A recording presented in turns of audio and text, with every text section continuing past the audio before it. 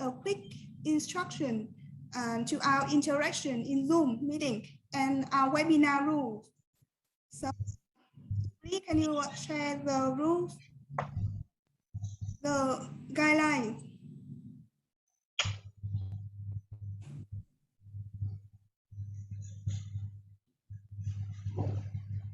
Please.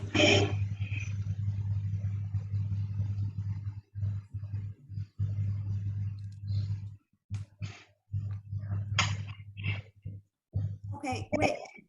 This is quick guidance on our interaction in Zoom. Next, please. Using yourself, you can change your name to name, organization, and country. During the webinar, you might turn on the camera, but please mute all your microphone to avoid disruption and background noise. When you need to speak, please click raise hand and wait for an invitation from the moderators. When you need to express your opinion, immediately you can text us in the chat or reaction. Yeah, next please. Yeah, next. For interpretation, we have 4 languages, so that you can choose the language you prefer with the interpretation with the global icon to choose your language that you prefer. And please note that this option for interpretation channel is not available for participants using mobile phone. Yeah, you can raise hand if you want to have a comment and share your thoughts by using raise hand and express your opinion. With chat, put your comment or your questions in the chat box. Next, please. Okay. So we will have 3 afternoons ahead together, and encourage you to participate in all 3 webinars to get the most out of it. And now we will start the first webinar, which focused on the challenges highlighted by the COVID-19 crisis and the need for adaptation. Our webinar today will start with the opening remark of Ms. Kim Thị Thu Hà, Managing Director of CDI, Center for Development and Integration, CDI Vietnam. Then my colleague, Ms. Văn Thu Hà, coordinators of AMRC, will share with us the key findings from the studies of the impact of COVID-19 and the documentation of responses across the region that AMRC has supported in 2020. And after that, we will hear 4 guest speakers, 4 countries, to update the current situation of COVID-19 and new response introduced in their country in 2021. And finally, we will join together in a plenary discussion, which will be moderated by Dr. Rene from the University of Philippines. And please note that we will take a group photo after the opening remark. So please get ready for that. All right, now I will hand over to Ms. Kim Thu Hà for the opening remark. Ms. Kim Thu Hà is Managing Director of CDI Vietnam. So, chị Hà, over to you.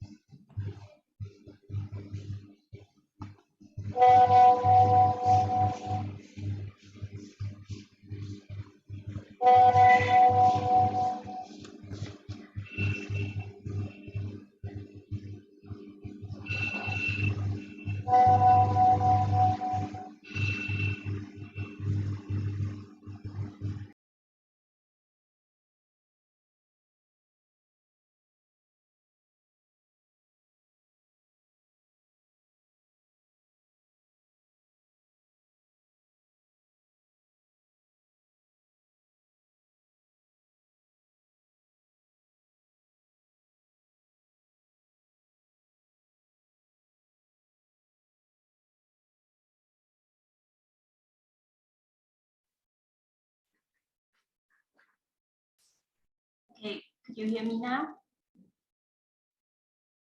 Thank you. So, good afternoon, everyone. Good afternoon from Vietnam, dear colleagues and friends.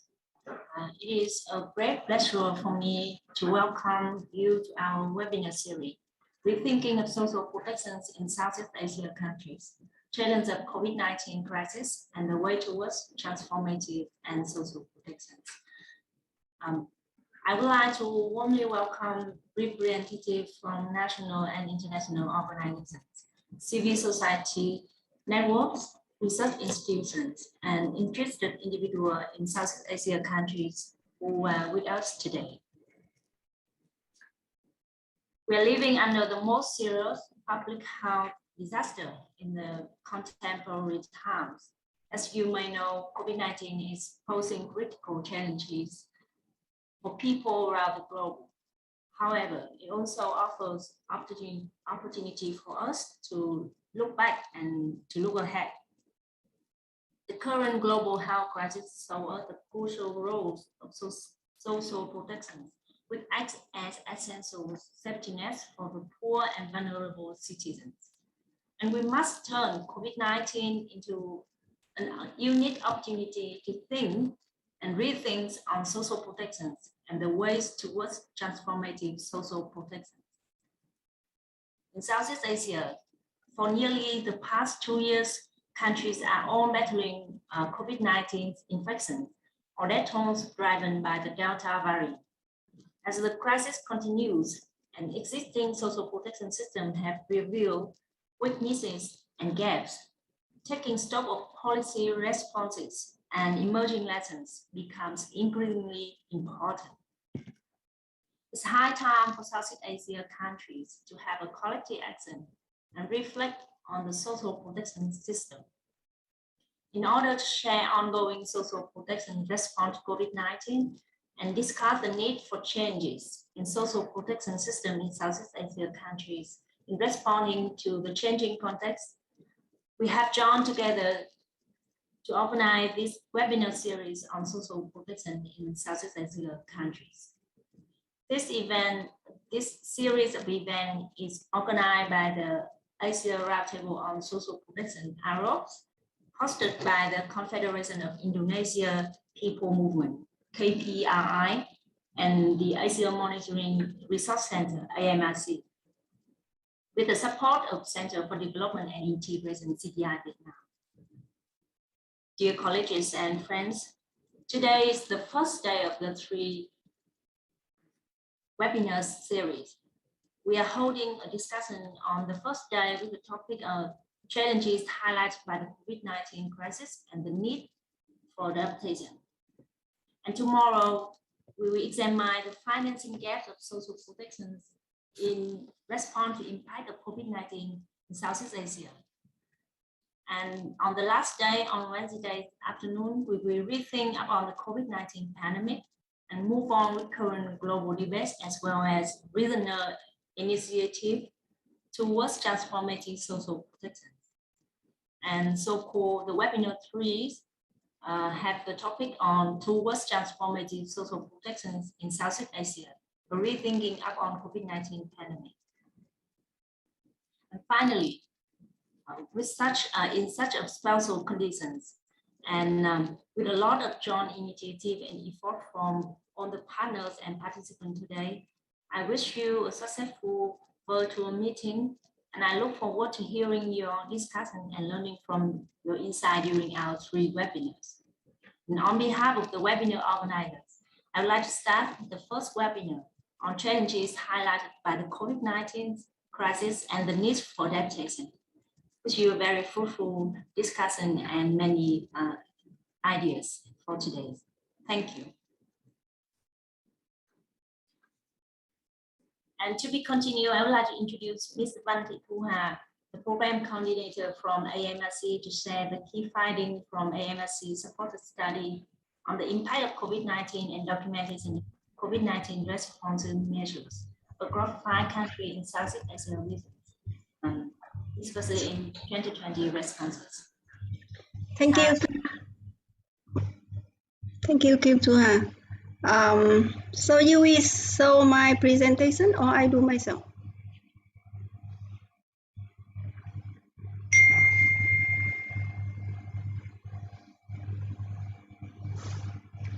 Okay, I will start.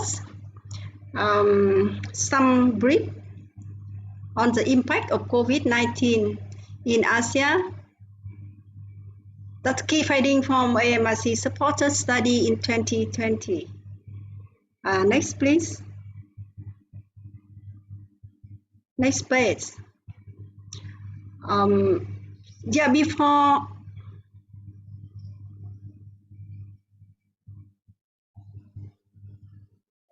Can I do myself? Because please allow me to do myself. I can control it. Okay. Okay. Can I do it? Share screen. Okay, I will say it. Thank you. Sorry, yeah, it will be easier, right?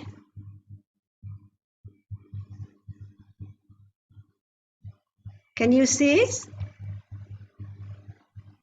Can you see it? Oh, okay, thank you. Yeah. So before sharing on the research, the mini research, I just give some brief overview from ILO on employment and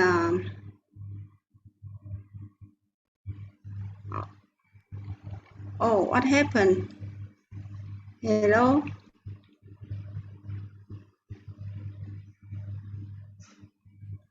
What happened? I cannot control my paper. Hello? Okay, Julie, can you have Miss So let me do what? sharing the screen? Okay, now. Okay. So I say some figure of ILO from its monitoring in the beginning of 2021 on employment and income. We can see that this is some very quick figure. It's like a 8.8% or 255 million full-time employment loss in 2020. It's a 4 times bigger during the global financial crisis in 2009. And about that, we can see employment loss, including inactivity and unemployment, is a 50% of that. And the other is a reduction within employment, other 50%. And hit hard in accommodation and food service, retail and manufacturing, small scale and self-employed. And in this one is one remarkable figure is in the employment loss. The woman is lost more than men, and the young people lost more than adults. And income, the labor income declined by 8.3%, and especially high in the low middle income country, 12%. And for dealing with this situation, we see that the post support for labor income is impact varies significantly depending on the size of the income support measure. And the less support are the ones who are young, self-employed, women, low and medium skill job. And for the APF 2020 joint statement last year and this year, as a reason, ASEAN reason saying that ASEAN official response have been largely tokening and uncoordination. Country-based stimulus program have been inadequate and inefficient. So that is a sum and other from other research of Oxfam in more than 100 low and middle income countries by the end of 2020. They also show up several things. One thing is focusing on women and informal women worker. They are most affected, and over 2.7 million people have no financial support from the government. 8 out of 10 countries have not reached even half their citizens. 97% of social protection support to the unemployed, elderly, children, and family provided have been inadequate to meet basic needs. And almost half of the government support just only one-off payment, and almost all government support has stopped by the time of the research. So, and also for the spending to deal with the COVID, it's 83% of the budget was spent by 36 rich countries, and only less than a half of 1% in 59 low-income countries. So, and also the amount of the cash support is very varied, from almost $700 per person to only $4. So that is some figure talking more on inadequate and unequal. And now I jump to the research.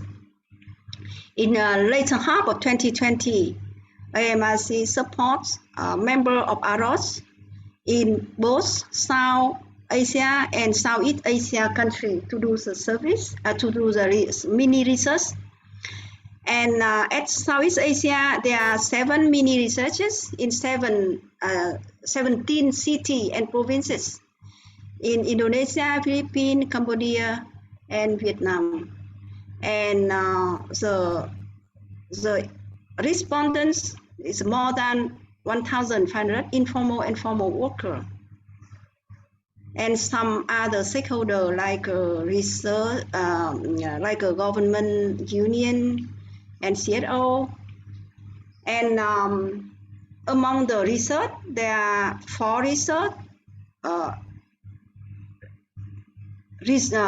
focusing on the COVID-19 related socio-economic impact on vulnerable workers.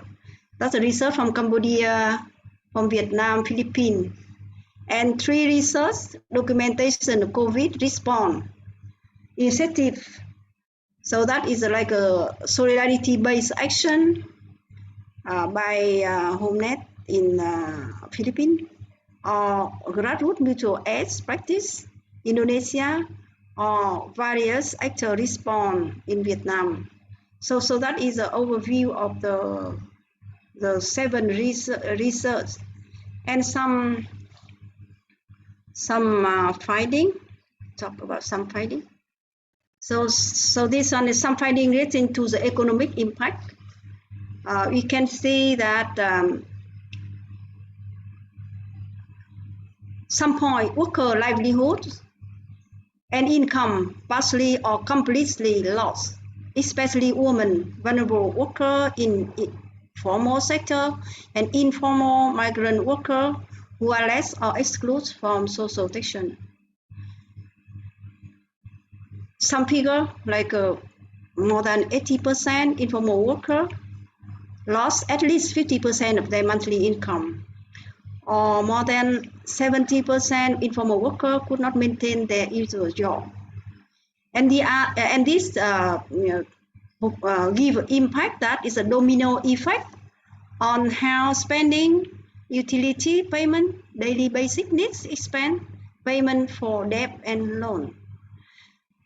Even many of them can't even afford to pay for their rent, and helpless with anxiety, depression is the feeling of the people, and too many workers, the new normal mean hunger. That is some kind impact to their life, and impact to the working condition for the worker working in the factory in formal sector. No work, no pay, or floating status. One problem is transportation to the work site or to deliver the product by the informal worker. And hard to reach client exposed to risky working condition, long working hour, and more childcare work. And in some cases, it's big. One of the issue is PPE, the personal protection equipment, is too expensive for worker to buy, like a Cambodia case.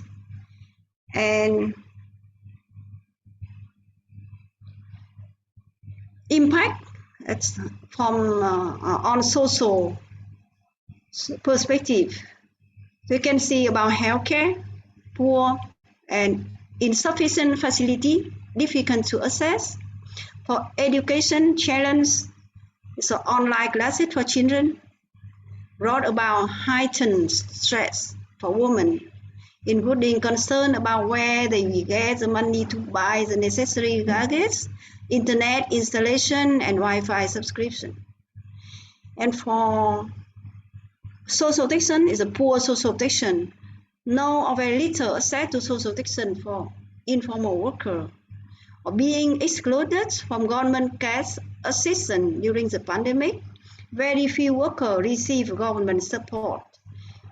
Some case like Cambodia, almost 90% of the target group, or in Vietnam, more than 50% of informal workers did not receive any government support. And government assistance in cash and in kind was not enough to sustain the family during the lockdown. And as gender issue, talking about mental stress, violence against women and children, and unpaid care work. There's an increased case of violence against women and children. So noted is the stay-at-home arrangement for those who have become jobless. Domestic work or unpaid care work of women also made women work loss heavier. And talking about the organizing matter of the worker, mobility constraint was a barrier in monitoring and follow-up with members, and social distancing was a problem in conducting meetings. So it's impact to the worker organization as well. And after that is some recommendation. And I just put here some recommendation from ILO as well. The first one. From their monitoring. Policy intervention priority in 2021 must focus on robust and broad-based recovery by addressing employment, income, worker rights, and social dialogue, and make a human-centered recovery. And in this one, it's not only the supporting low and middle income country in the international communities, and as a specific at country level, young people, women, low paid and low skilled workers have less potential to achieve recovery quickly, and this should be considered, because these one also are the ones who are more affected by the pandemic, and that is the ILO one. And the other one is the recommendations more specific from the research, mini research, and I just put here as a common comment. Some very specific I don't put. The government guarantee decent income and living income for everyone who needs it, regardless of their age or employment status. And other is the government must have a timely emergency support policy to ensure a minimum living standard for all people affected by the epidemic, including financial support, food support, and personal protective equipment, regardless of status of resident or occupation. And about another one is focusing on livelihood recovery for survival should be the immediate focus. So food first in the face of increasing hunger through urban gardening and community-supported organic agriculture. And access to financial resources through building and rebuilding the model such as the village saving and loan association. The government should provide vocational training to marginalized informal workers with enough support for daily living. So that's specific in terms of employment and income. And other recommendations related to a social perspective. So universal health care without considering type of employment or poor situation with informed citizen participation. Available and qualified public health care is among the most urgent needs of people. Health units for testing and treatment of COVID and immunization in all the community. Increase and ensure sufficient budgets to finance the expansion of social protection. An emergency relief fund to support all the needed one without any condition, and a subsidized mechanism for rent, electricity, water fee, etc. And more and better deliver assistance to informal worker community with clear guidelines to be pushed at both local and national level. And gender-based violence and domestic violence prevention program must be incorporated throughout the process, designing, building, implementing, and monitoring the implementation of the policy before, during, and after the epidemic. And community cohesive needs and synergy, visibility, voice, and collective strength based on solidarity are essential elements in individual, group, and community empowerment. And the voice of workers, especially in the informal economy, must be heard. So you see that from all these recommendations and findings is directly or indirectly relating to the social protection. So this is a very short brief about the 7 researches, small researches. So I hope that this one will be opening for your further update and at country level and discussion. Thank you. I will start sharing now.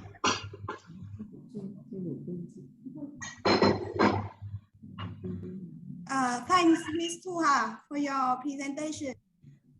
We can see that in 2020, there was a lot of researches and studies of the region in the impact of COVID-19 workers, both formal and informal sectors.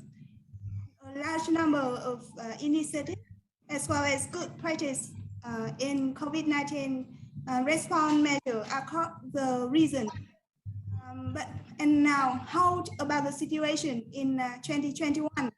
And are there any new measure or initiative in response to this crisis? Is there any difference or improvement compared to 2021 response? Updated from our 4 guest speakers today. So let me introduce to you 4 speakers joining us today in this session. Mr. Dika Muhammad, General Secretary of the Indonesian People's Struggle Union, SPRI, an independent grassroots organization that is active fighting for the rights, basic need, and public service for the urban poor in Indonesia. Ms. Đinh Hà An, Project Coordinator, Center for Development and Integration, CDI in Vietnam. Ms. Milan Cabalona, President of BIAN, a network of business process BPO workers in the Philippines. and Mr. Pom Khao, Program Coordinators and Deputy Secretary General of the Independent Democracy of Informal Economy Association, IDEA, in Cambodia. So, speaker, are you ready? Please remember, each of you will have 10 minutes to update to your presentation. We will have a timekeeper who will send you a reminder of 3 minutes left, 1 minute left. So be aware it will be coming, and hope that it is not too disruptive. We will get support from interpreters for Bahasa, for Vietnamese, for Thai, and for Khmer language. So speaker, please speak clearly and slowly. And participant, you can choose the language channel you prefer in the bottom of Zoom.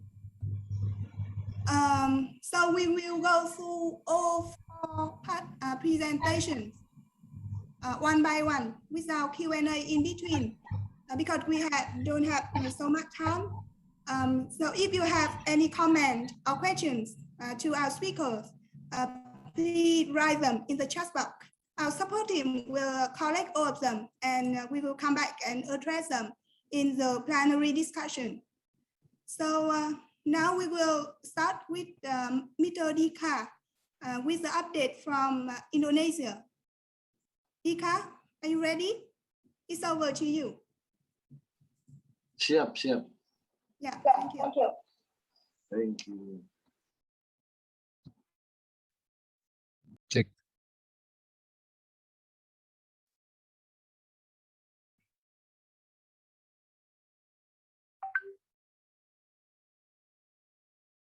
Thank you. My name is Dika from SPRI.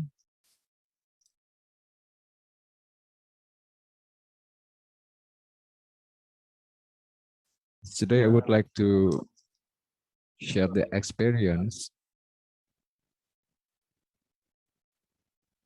about the social protections during the pandemics, including about how the rules about the grassroots organizations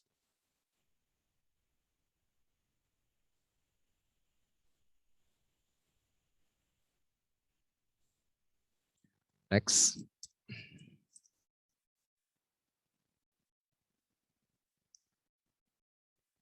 As you know, in Indonesia, the pandemics of COVID-19 that's giving the impacts in over the world, and the impact to the Indonesia is on our observations.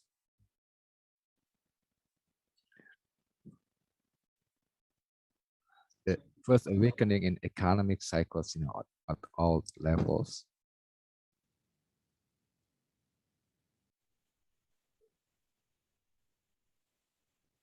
And also the second threat is of the health for all the citizens are getting worse.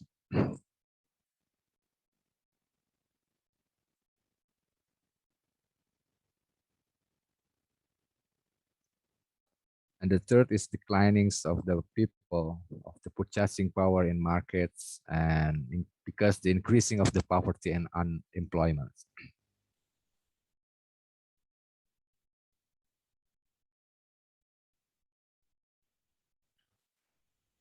And based the data of the Indonesian Ministry of Manpower in July 2020,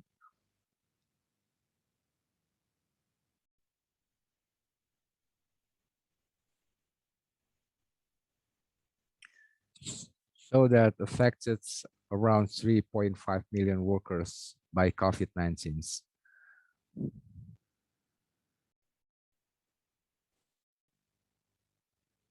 Both from the formal and informal sectors.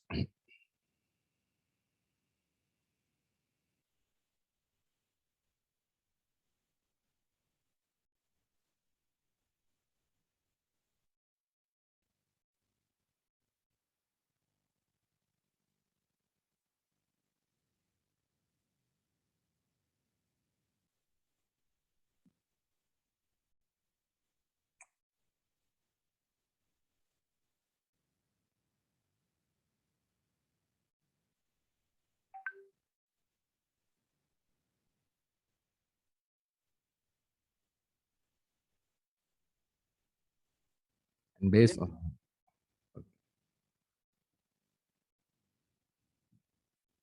yes, but also the statistic boards, also the poverty in Indonesia is increased by 0.6% from the previous is 9.1% to 9 to the 0.7%.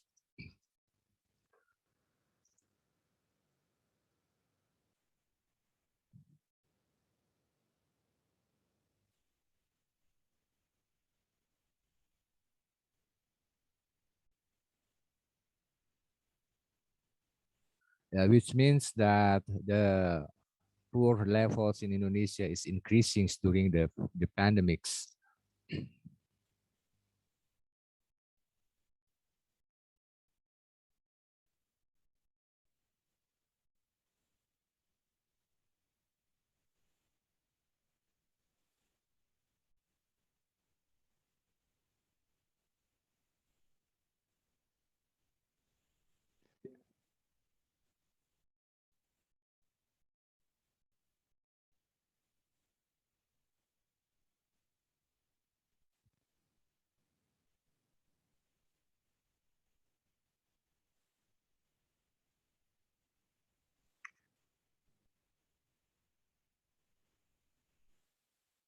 Yeah, based our observations that SPRE found that it's not only increasing on the poor level, but also some cases is happening increasingly about the violence in the households. And also the households need to have an extra spending because during the education for health child, they need to spend additional income to buying some the packets that for their children.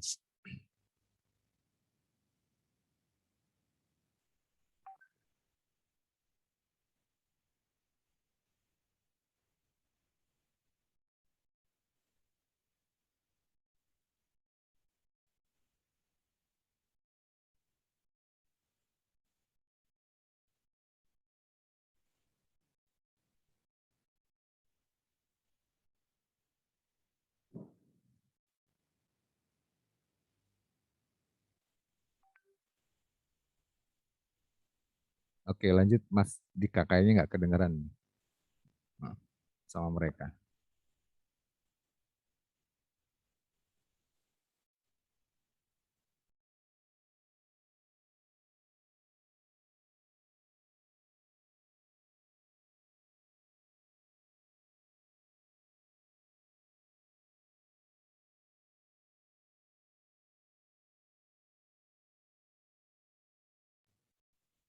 Hello, you can continue. Yes.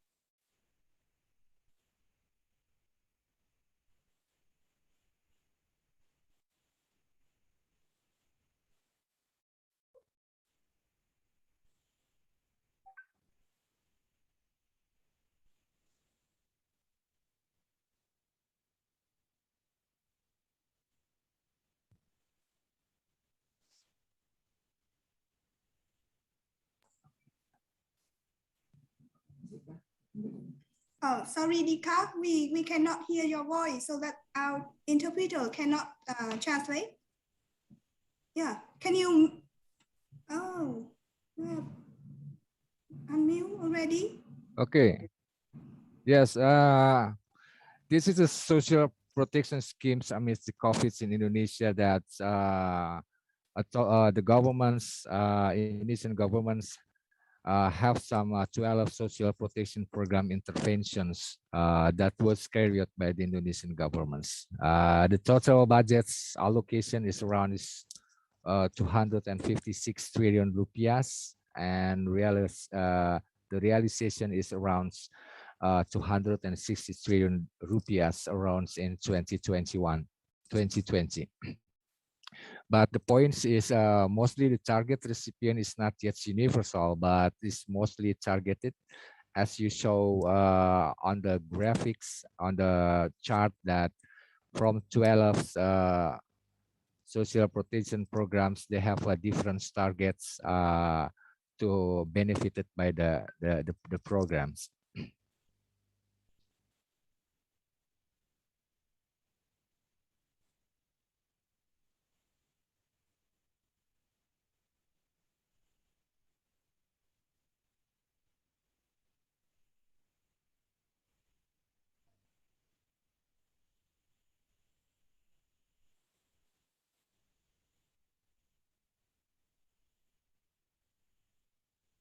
Next.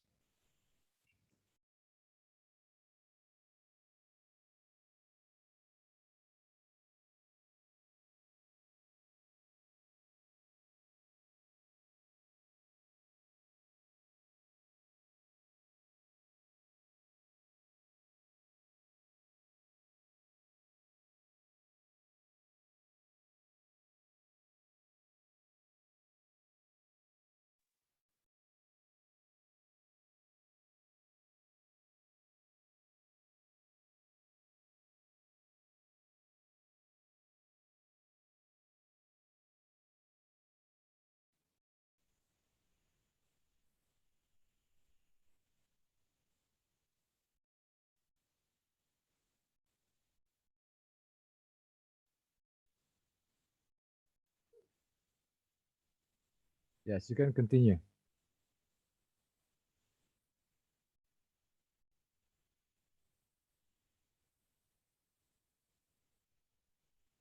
Ya, lanjut. Ini udah masuk ke findings.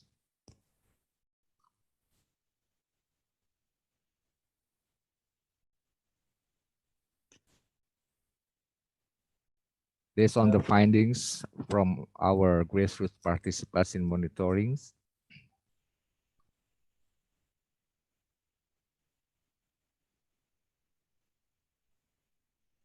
we found some general finding based on our monitorings that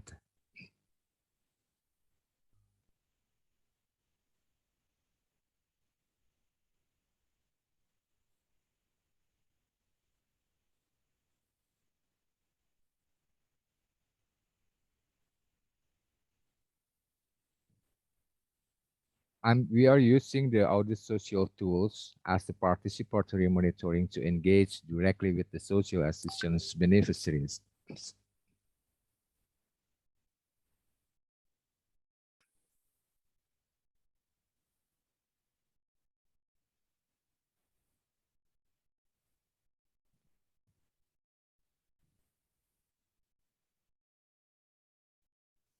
We found the inaccurate data and doubles, and also several beneficiaries have less benefited.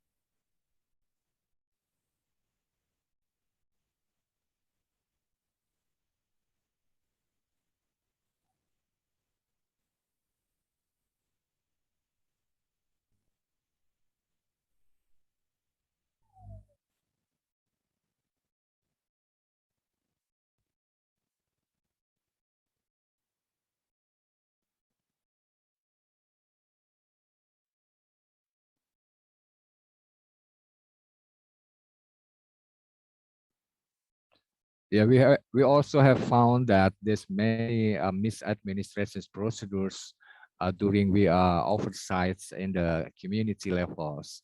So that is make the potential of the corruptions during the distributions of the social protection programs.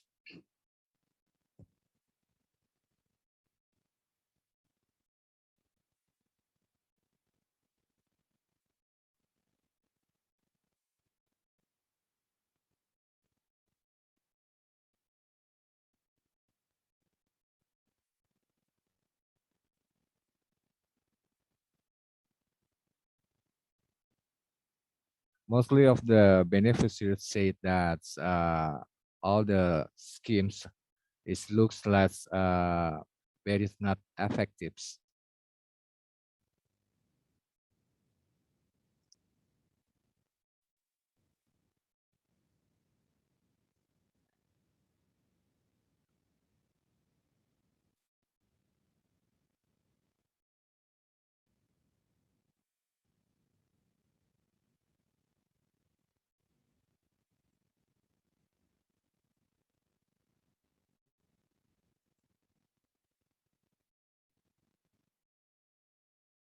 Yes, we have some takeaway learnings from this our experience during oversighting the social protections programs.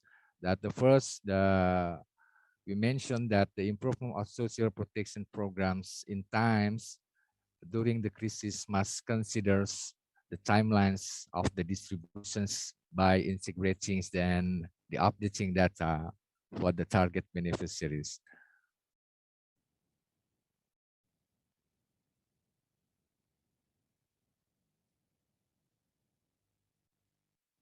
The second thing is encouraging the synergy between the programs for the complementary programs.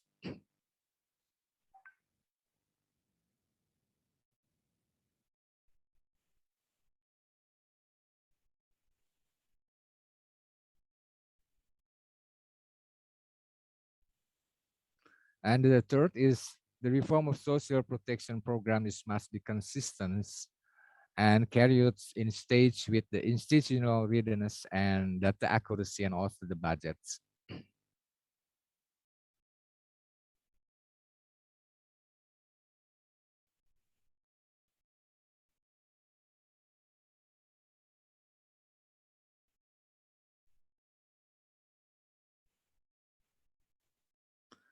The last is necessary to development the public's oversight schemes in the social programs and encouraging this community rules to ensuring the effectiveness and of the social protections and preventing the corruptions.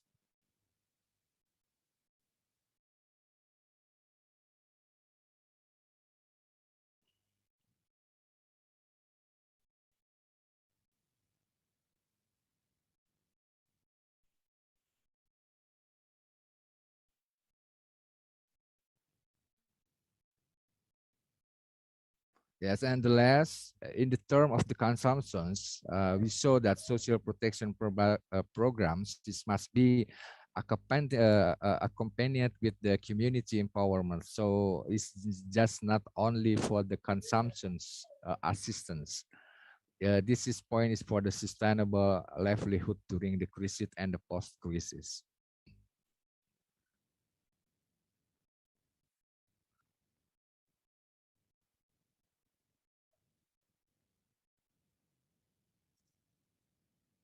Okay, I see that's all. Thank you so much for your times, and we can sharing other in the discussions. Thank you.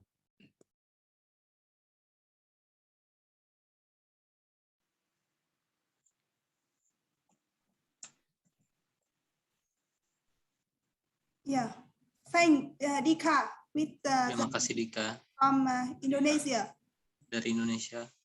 Now we will move Sekarang with kita the akan update from my colleague, Miss Ding Ha An. Ha An, Ding, over to you. Cảm ơn Tình.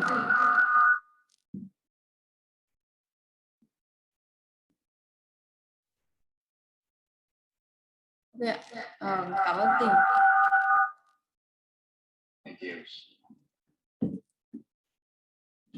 Trước tiên là xin cảm ơn các vị đại biểu đã tham gia vào cái webinar về social protection hôm nay. Cũng cảm ơn AMRC và KPI đã tổ chức cái webinar này.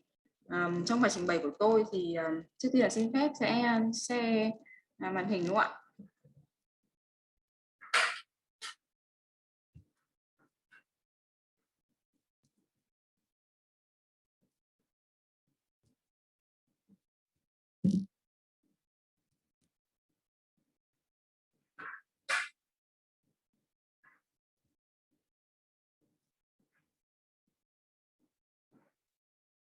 Không biết đã lên chưa?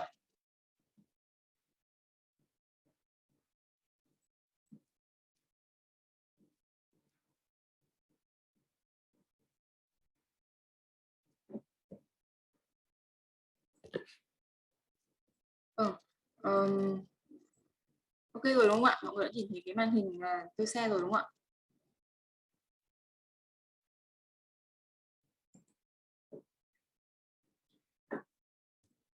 Vâng, trong cái bài trình bày của tôi thì tôi sẽ trước tiên là tôi sẽ update lại cái bối cảnh hiện nay về COVID-19 tại Việt Nam. Thứ hai là các cái tác động của COVID-19 đối với người lao động, và thứ ba là các cái ứng phó của các bên liên quan. Trong cái bối cảnh đó mà tôi sẽ tập trung vào các ứng phó của chính phủ và các CSO và các cái giải pháp khác. Thì có rất ít thời gian nên tôi xin phép là nói rất là nhanh. Cái phần trình bày của tôi ấy, thì không có thể tôi cũng phải nói trước đấy là không phải một cái nghiên cứu đầy đủ và toàn diện, và nó là một cái rất là ý tưởng ban đầu và thu thập tài liệu hóa, thu thập thông tin rất là ban đầu về tình hình hiện nay và một vài những cái khuyến nghị mà tôi đưa ra rất là nhanh, chứ không phải là một cái nghiên cứu đầy đủ và toàn diện. Thứ nhất là tôi xin chia sẻ cái bối cảnh hiện nay của COVID-19 tại Việt Nam. Như các bạn đã biết thì cũng giống như các nước khác trên thế giới thì Việt Nam đã chịu ảnh hưởng của 4 làn sóng Covid tính đến thời điểm hiện nay, bắt đầu từ đầu năm 2020. Và trong cái bảng mà tôi chia sẻ trên màn hình đấy là 4 cái thời điểm làn sóng Covid ảnh hưởng đến Việt Nam, và đây là từng cái con số, đấy là ví dụ như đây là con số là số lượng mà người bị nhiễm Covid trong lần thứ nhất, đây là lần thứ hai, số lượng nhiễm lần thứ ba, và đây là lần thứ tư, là sóng thứ tư. Và có thể nhìn thấy là trong vòng một năm, từ năm 20 cho đến đầu năm 21, trong vòng một năm thì tổng số ca nhiễm của Việt Nam chỉ khoảng hơn 1.500. Và Việt Nam kiểm soát khá là tốt cái tình hình Covid. Tuy nhiên đến làn sóng thứ tư thực sự là rất là nặng nề, và chỉ trong vòng có 5 tháng, từ cuối tháng 4 đến cuối tháng 9, Việt Nam đã có hơn 780.000 ca nhiễm, và tính đến đấy là cuối tháng 9, và chỉ trong vòng có mấy ngày vừa rồi thêm hơn 20.000 ca nữa, hiện nay đã lên đến hơn 800.000. Có nghĩa là chỉ trong vòng có 5 tháng đã hơn 780.000, gấp rất nhiều lần so với 1.500 trong cả một năm vừa qua. Và số mà ca nhiễm đã ảnh hưởng đến xuất hiện ở 62 trên 63 tỉnh thành của Việt Nam. Và trong cái bối cảnh mà Covid ảnh hưởng nặng nề như thế thì Việt Nam đã phải áp dụng những cái chính sách gọi là theo cái chỉ thị 16 của Việt Nam, đấy là chỉ thị 16 chỉ ra là người dân thì không được phép ra khỏi nhà, được khuyến cáo là không được phép ra khỏi nhà, và chỉ ra khỏi nhà khi mà nhu cầu hết sức là cấp thiết, như là mua thực phẩm hay là thuốc men, hay là có cái dịch vụ y tế khẩn cấp, và không được tụ tập quá 2 người. No gatherings of more than 2 people at public places.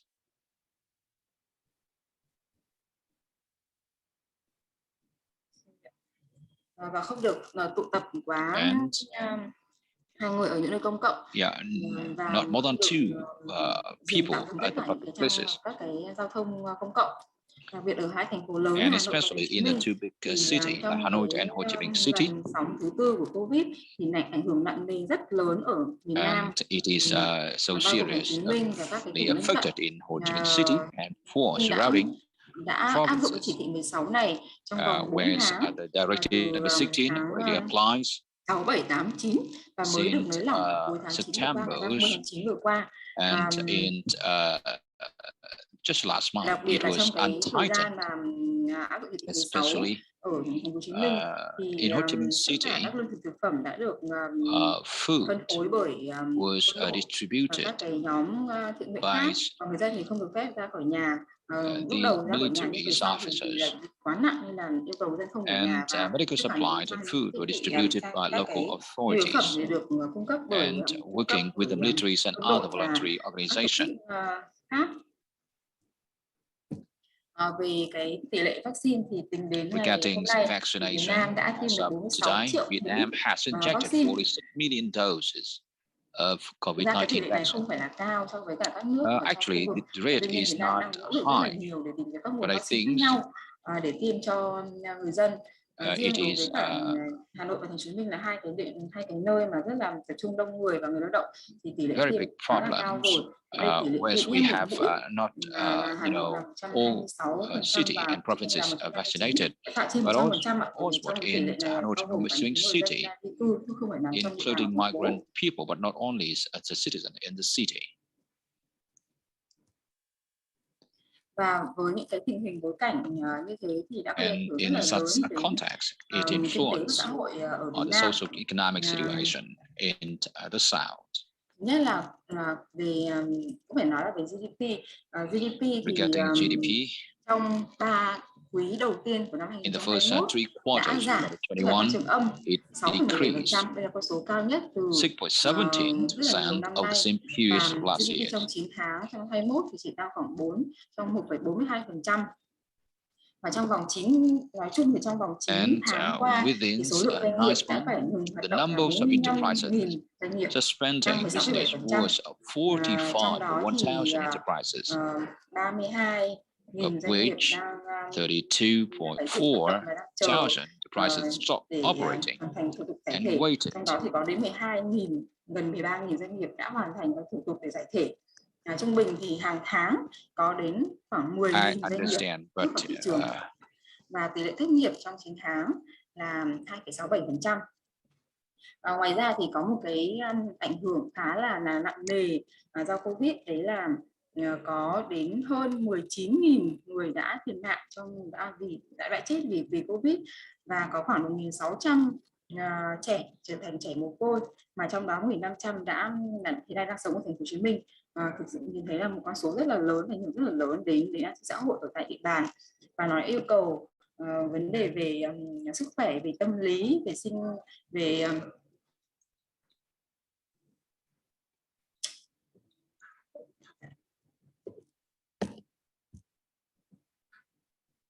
Xin lỗi các anh chị là chức năng phiên dịch trên phiên dịch của Việt Nam là không hoạt động, không còn nút phiên dịch ở trên màn hình nữa. Đề nghị bộ phận kỹ thuật là xử lý lại. I'm sorry, because on my screen the button of English and Vietnamese disappear. Therefore, you see my voice on the background noise. Thank you. Can technician fix the problem, please? Sorry everyone for the technical problem. Our host will check with the technical problem regarding the language interpretation. Haskan, and can you check with the host?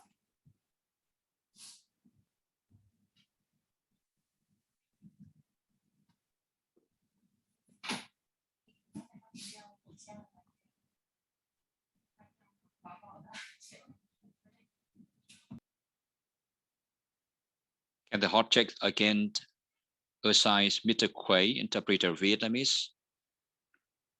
Can you assign me as interpreters again, please? Haskan, can you check with the host? Assign the language.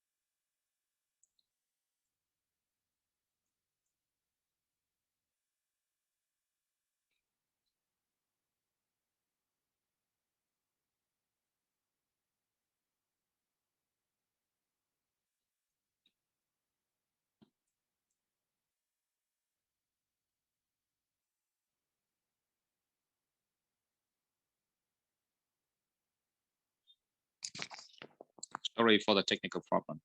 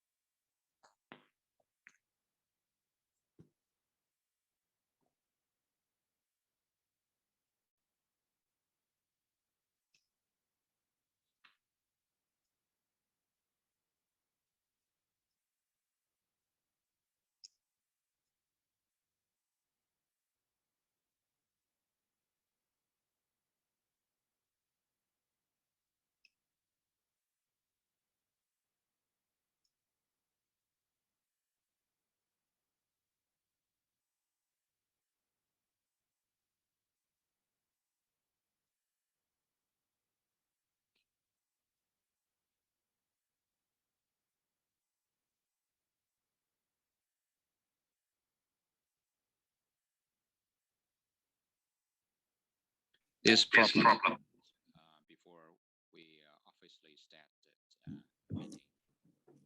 It was okay at the beginning, then for a while it disappeared for the function of interpretation.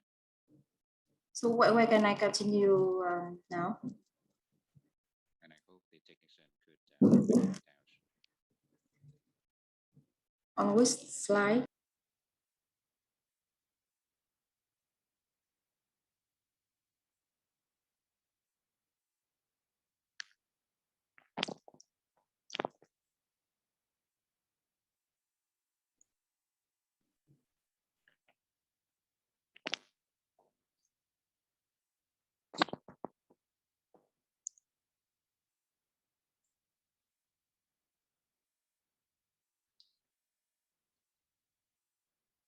Trong khi mà chờ đợi kỹ thuật xử lý thì có thể là CDI của Việt Nam có thể tiếp tục trình bày bằng tiếng Việt và phiên dịch sẽ dịch ngắt quãng, tức là sẽ dịch sau khi chị nói để cho đỡ bị lẫn hai thứ tiếng cùng một lúc, được không ạ?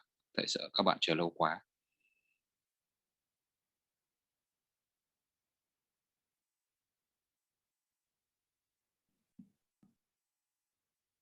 So this is alternative from Vietnamese interpreters because now I am just like a participant, not interpreter. So the speaker can speak and stop for a while so I can do interpretation, like consecutive interpretation. Is this okay?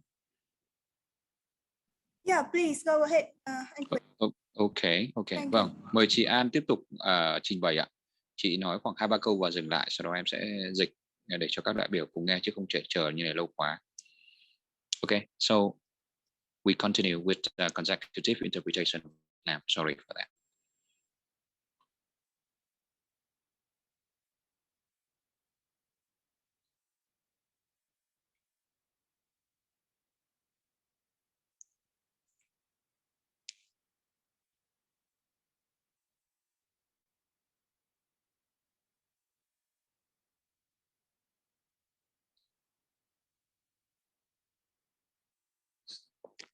Chị An tiếp tục đi ạ.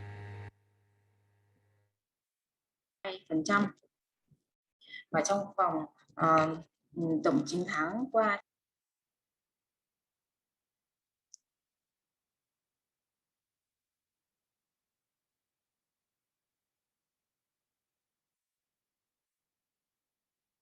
cũng rất là cao, 2,67%. Và ngoài ra thì có một cái ảnh hưởng rất là lớn đối với cả kinh tế và xã hội. Miss Anne is speaking. Can you hear? Anh không nghe thấy gì cả. I can't hear anything. Quế vào trong phòng của Vietnamese sẽ nghe thấy giọng chị An ạ. Okay. Anh vào phòng của Yang penerjemah bahasa Indonesia kok nggak ada ya?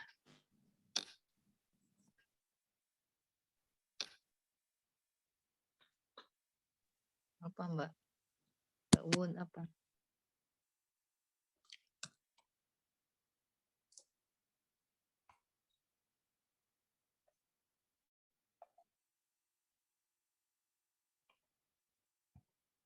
Thực sự có rất nhiều em rất là bé, chỉ có những người mới sinh ra. Thế nhưng mà trong vòng 20 năm nữa thì mình cần phải có phân bổ nguồn lực để đảm bảo an sinh xã hội cho những cái đối tượng. So it is important to continue. I'm sorry for that. Let me continue.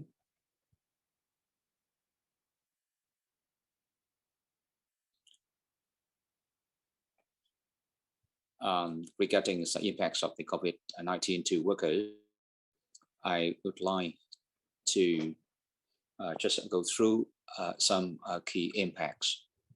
That firstly, in 2021, when the pandemics happened, many workers have already hit very hard by the fourth wave of the pandemics because they could not respond to the requirement on the preventive measures by the local administration. And second, maybe due to their livings in the red zone in danger, so they cannot đáp ứng được yêu cầu của địa phương.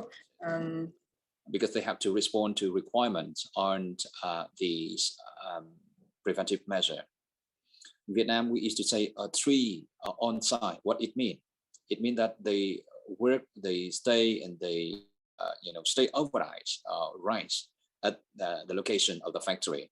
So accommodation of court is arranged at the factory premise. If any companies and in factory, they have to follow that instruction, and they have to. In that situation, the migrant workers, they have no other way, just stay in their renters' houses, and they still have no income. And the second model, it is one route, two destination. That means the worker can only go from their location to the factories, and they have to arrange it otherwise, like a vehicle for transportation. So that is a condition for the factory to ensure. If not, the factory have to stop, and they have no problems, with the measure. Second impacts on the migrant workers.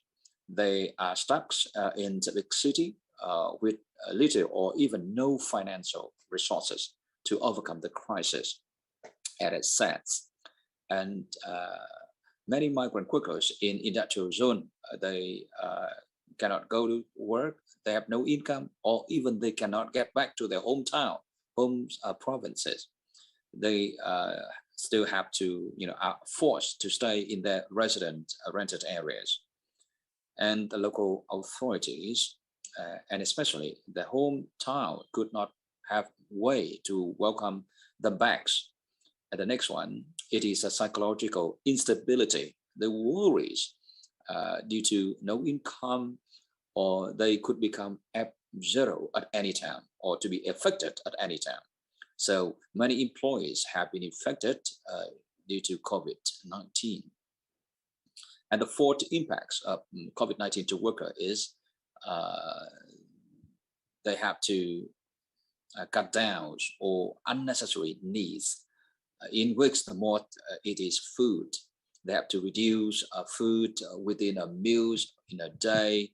So it is quite popular measure applied by the workers. And the final impact, it is the use of savings, if any.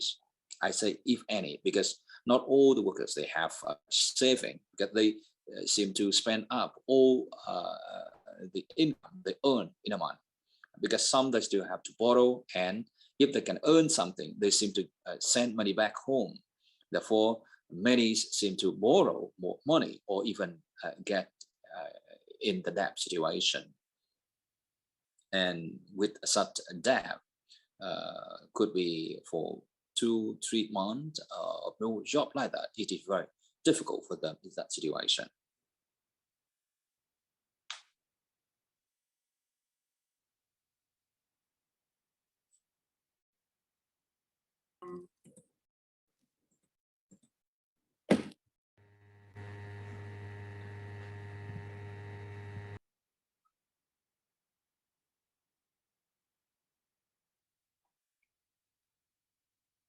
And you can see this is a picture of a factory with 3 sides model that we got a picture from someone from the factory sending to us. So the workers have to lie down on the floor.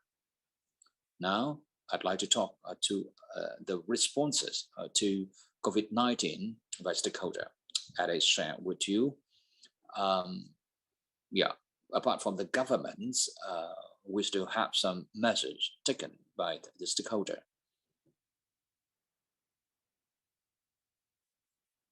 Similar to the report we did last year, we identified 6 target group that has supported the worker. It is the government, mass organization, VGCL, Vietnam General Confederation of Labor, businesses, CSO, NGOs, and multi-stakeholders. We have different diversified program of support. Could be cash, could be prevented supplies, or could be essential good and food, and could be tax reduction or preferential loan, or some other support could be trainings and capacity building and research and survey. Other stakeholder, they provide some kinds of consultation and legal counseling for the workers, and communication and monitoring for policy advocacy. Those are things conducted by the stakeholder supporting employees. And next, I'd like to talk about the government in terms of the central and local government. Over the last 2 years, the government of Vietnam has 3 packages. The first one, valued 26 trillion VND, similar to 2.6 billion US dollars, was launched last year.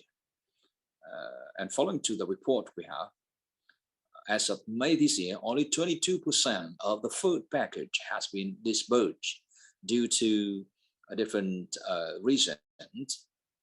It is complicated administrative procedures. And the second package of relief was adopted and released in July 2021, which helped the poor individuals, employees, or even employers hit by COVID-19. That is 26 trillion VND, or 1.2 billion US dollars. There are 3 major policies introduced in the second package, like the policies on insurance, by reducing insurance premium, contributing to these survivals, and the retirement fund, or support training to maintain employment, or loan policy. Employers can borrow money to pay wage for employee. And the third one, it is cash support.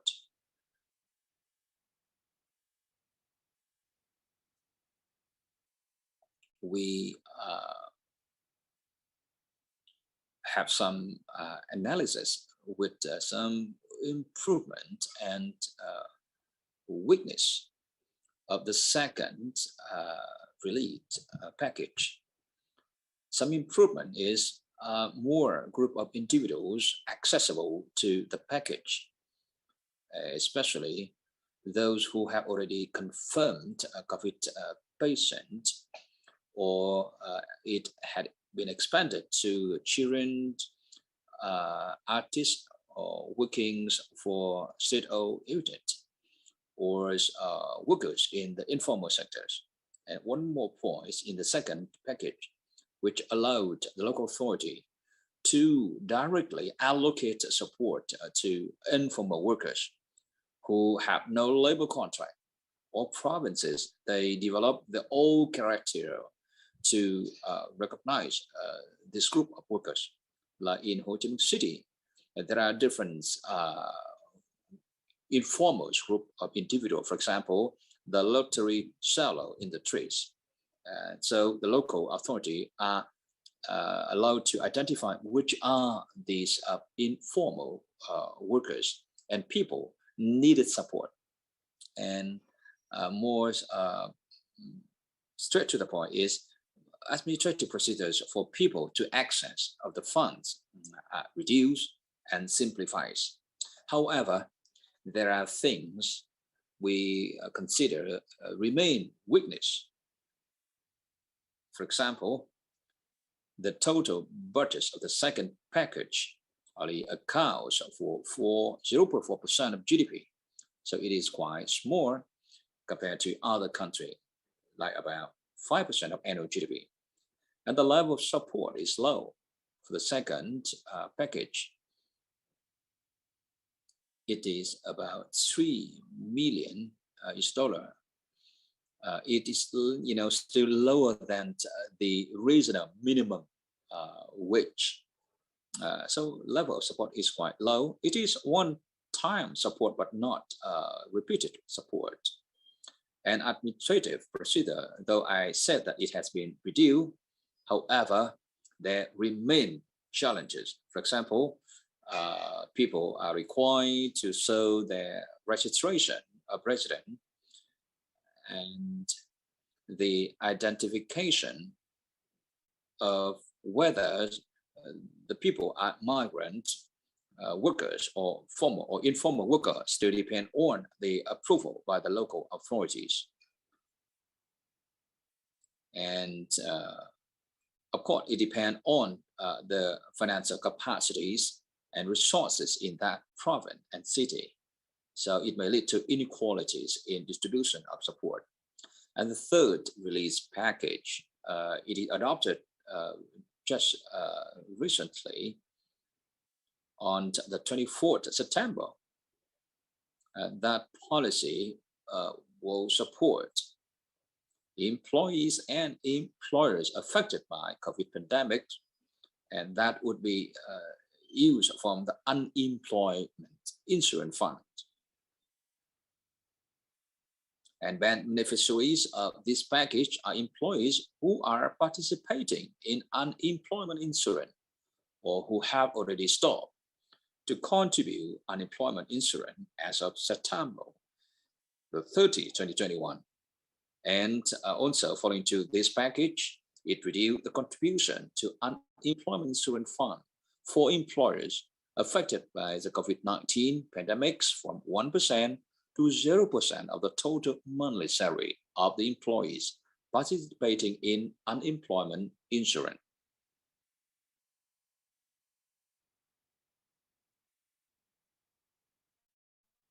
And this slide, I would like to go through the policy from Ho Chi Minh City. You can see on the screen, this is the picture that the military service would deliver. So human resource from military was provided. And they also have policy to support the orphans whose parents pass away due to COVID infection. So the orphan could receive 900,000 dong for a child under 4 years old and 540,000 dong for children aged 4 to 16. And they would be provided free health insurance card and school fee until 2018. Another solution I would touch upon, it is quite new compared to the previous years. Actually, in our country, we use a digital solution thanks to support from these digital institutions. We have SOS map in app, in website, and we have social media using different apps. With that, they could post, I'm in need, I need this kind of support. So that information would be delivered to seek for those who can respond to the need. And this is supported by CSO or CBO network. We have different Facebook-based group. In Vietnam, we used to have so many social media group like this, and numbers of volunteers moving to the location affected by COVID. And we also have, we call oxygen station in the community to support oxygen for those who are in need. Here are some recommendations to share with you shortly that I have put into my documentation. It is a recommendation for the national and local government. We need to have unity in direction and implementation from central to local level. And we need a mechanism or policy so that the government from central to local authority could effectively and flexibly use different resources and funds, especially emergency such as epidemics or natural calamities. And I would share more with you that. Actually, some interviewee answered that. They said that they have a certain money, but the lack of mechanism for the utilization. I interviewed one lady. She said that she could not spend money. That the facts. So the next one, it is the method of identification of other group a population or individual who are in need for self-registration and the local government verification. So the point is verification or self-registration should be digitalized. Another recommendation referred to the cash transfer. The cost of giving money to the wrong people is less than that of not giving to the right people, because the priority is now is to reduce the sufferings of the population.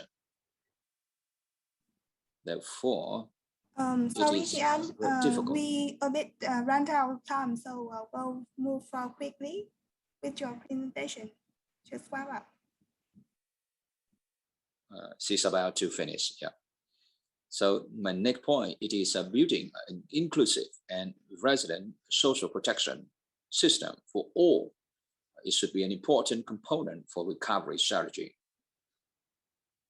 This is important element to have the recovery strategy. Final recommendations go to CSO. I think they should be faster in their reaction with the situation changes, because it changes sometimes day by day. So I think we need to have proper reaction, go straight to the need of the people. Next, we need to actively collaborate with the government, local authorities, and mass organization to get access closer to the disadvantaged people affected by COVID-19. And finally, into the facts of providing counselings and supporting the mental health and psychological improvement for the people and orphans whose parents passed away. Thank you very much. That's come to the end of my presentation. Thank you. Yeah. Thank you, An, for your very detailed information and update from Vietnam, the impact of COVID-19 and also the initiative by different stakeholders. And hi, dear everyone, I'm very sorry for the technical issue with the interpretation channels for lots of time. And thank you very much for your attention, bearing with us. Now we will move on with the update from the Philippines. I would like to invite Ms. Milan from Bien, who will share with us the update from Philippines. So Milan, over to you. Hello. Yeah, the host and technical support, please pay attention to the language channel. Okay. All right, so I will be sharing my PowerPoint, my presentation. You will share your screen, right? Yeah, okay. Is it okay? Yes, okay. All right.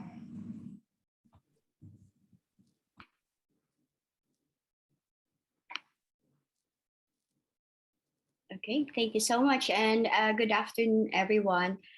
My name is Mylene from the BPO Industry Employees Network. In the Philippines, it's a network of call center workers.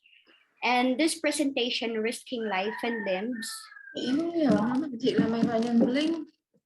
shows the current situation of the Filipino and the Filipino BPO worker and their need for social protection.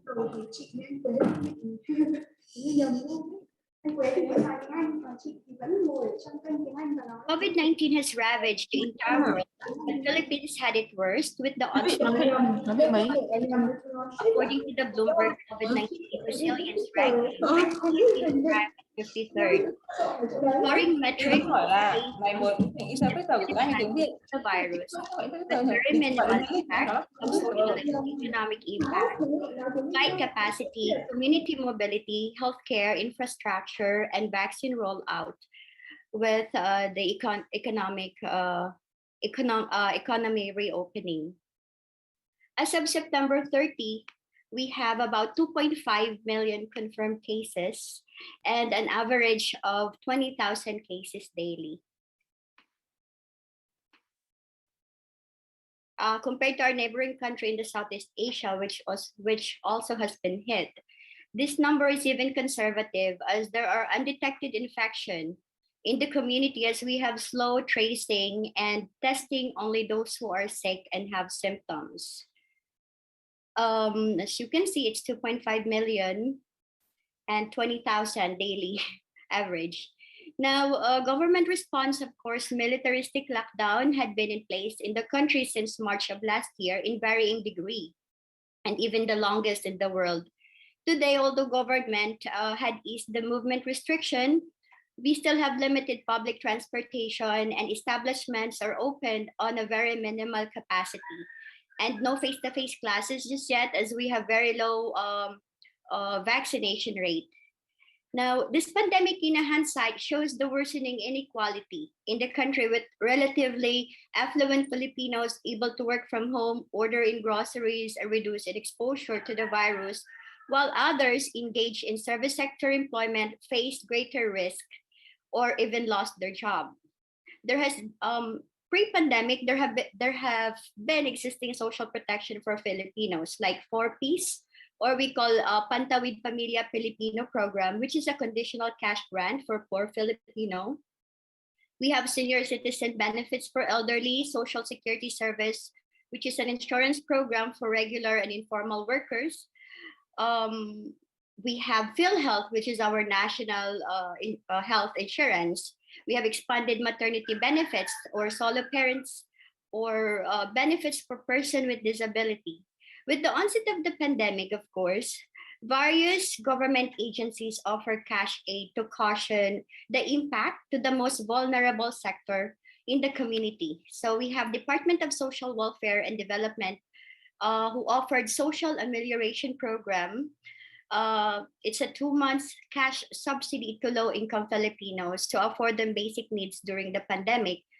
And then we have the Department of Labor's camp or COVID-19 adjustment program for regular workers. And we have Tulong Panghanap Buhay to disadvantaged or displaced workers or TUPAD. Now, around April of 2020, they have already stopped the camp as they have mentioned that the funds have already been depleted. And the TUPAD, as early as, around September 2021, they have already, Dole said that they already disbursed about 12 billion to around millions of informal workers. The TUPAD actually offers temporary work for informal workers like sanitation, stuff like that. And this disbursement is actually through money remittances. Government also provide a small wage subsidy to small business workers through the Department of Finance and the Social Security Service to small business workers who were affected by the work stoppage due to lockdown. And they have, they've mentioned that they have already disbursed 51 billion financing aid around this time. However, the transparencies on the government spending reports also through the Department of Health, which is the forefront of the fight against the COVID-19, is being scrutinized as showed with very low utilization rate. This means that services that has been identified as essential and necessary are not rolled out in time, or DOH is unable to deliver the service to the Filipinos. This is apart from the controversies hounding the agency on its overpriced supply contract with the company linked to the president.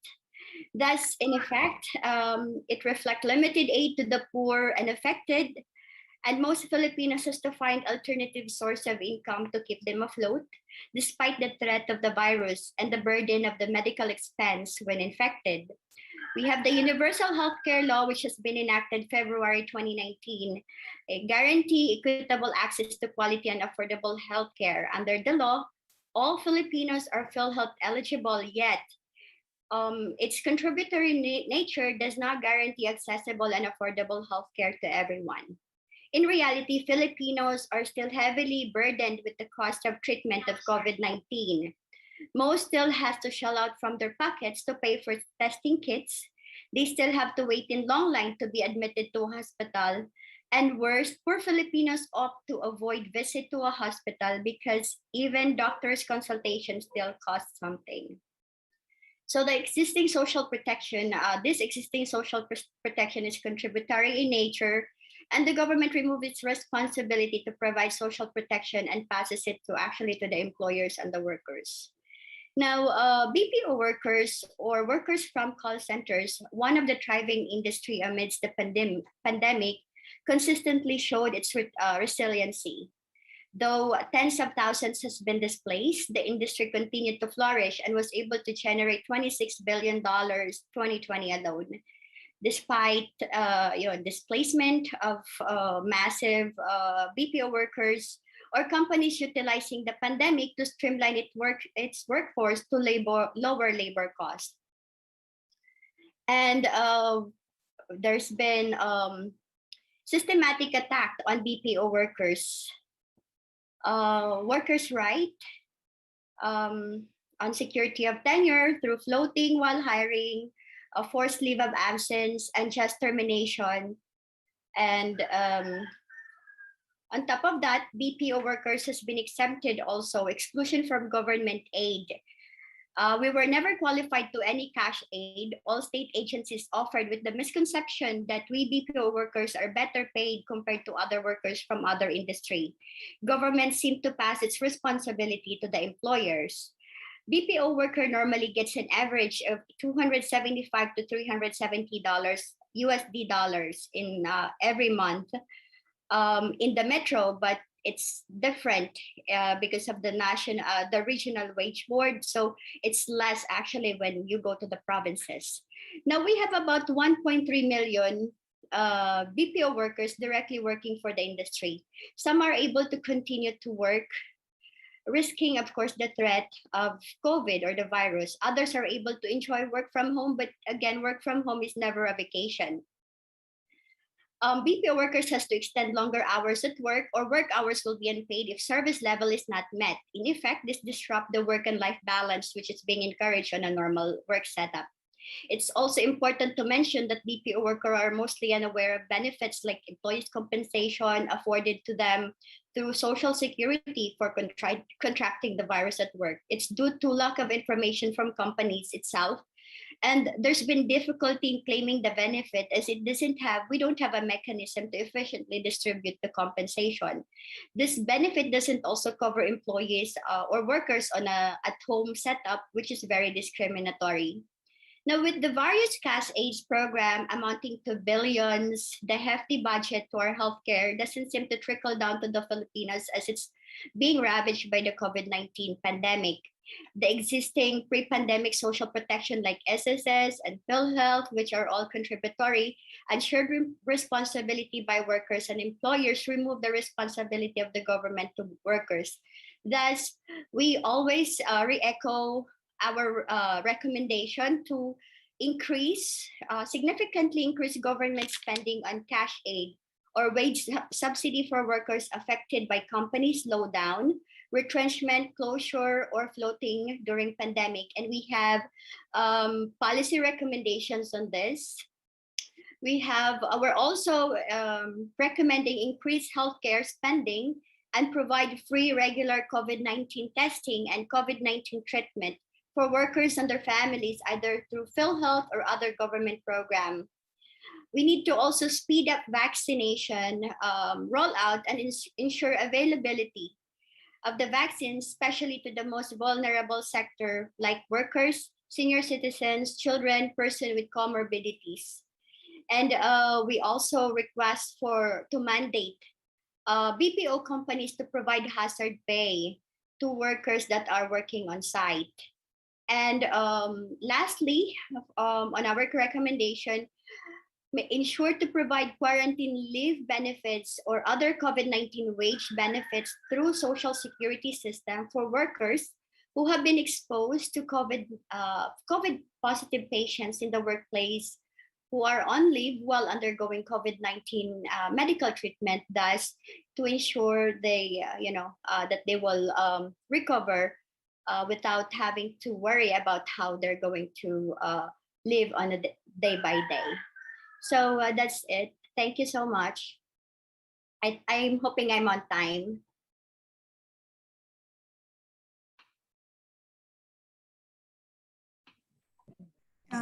Thank Milan with very update from Philippines and the impact of COVID-19 BPO workers.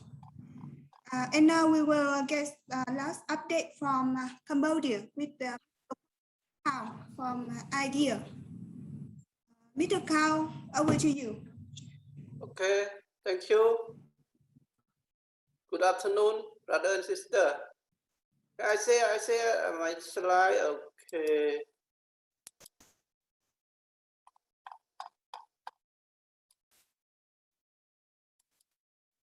Okay, I would like to give the brief update of the COVID-19 from Cambodia.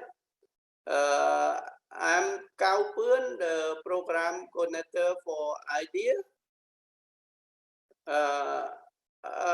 The content of my presentation is I just would like to brief about the background of IDEA, and the second about the current situation of impact of COVID in Cambodia and new policy to key stakeholder support of worker and different measures between 2020 and 2021 response and recommendation. IDEA is the informal worker association established in 2005, and we organize tuk-tuk drivers, street vendor, restaurant worker, and also carpooler. Our aim is promote right and freedom and living condition of the members through organizing, capacity building, training, and dispute resolution, and also lobby and advocacy. Right now, IDEA have around 12,000 members in Phnom Penh and also other 5 provinces in Cambodia. IDEA is actively working in organizing and protecting the informal worker rights, and we have experience in mobilizing, training core member, advocacy, lobbying government through organizing campaign, manifestation, and negotiation, and we work toward promote of member rights and human rights and social justice. We have IDEA member have from transportation business like motor taxi driver, tuk-tuk driver, taxi driver, and street vendor, market seller, and waste collector, and also domestic worker. I just a brief update about the COVID in Cambodia. Right now we have around 113,057 cases, and the death is 2,360, and recover is 103,918. The people fully vaccinated around 11 million now, equal to 65.7% of population who got fully vaccinated. And the vaccine that we was that governed by other country around 24.1 million. And for the impact of the COVID-19, COVID-19 is affect to some social and economic in Cambodia. For example, like tourist sector is closed down, almost no tourists in Cambodia, and some many hotel, restaurant is closed because of this no COVID-19, and the school is also closed. But right now, it's according to we have vaccine. Majority of Cambodian people is vaccinated, so the school right now is reopened. However, the textile and clothes, which is the main sector in Cambodia, is still operating. There is just some few factories closes. For the response from Cambodia government in 2020, the government provide cash transfer to target people, to the Cambodian people who have ID poor, that provide around 20 to 30 US dollar per month. To around 600,000 family.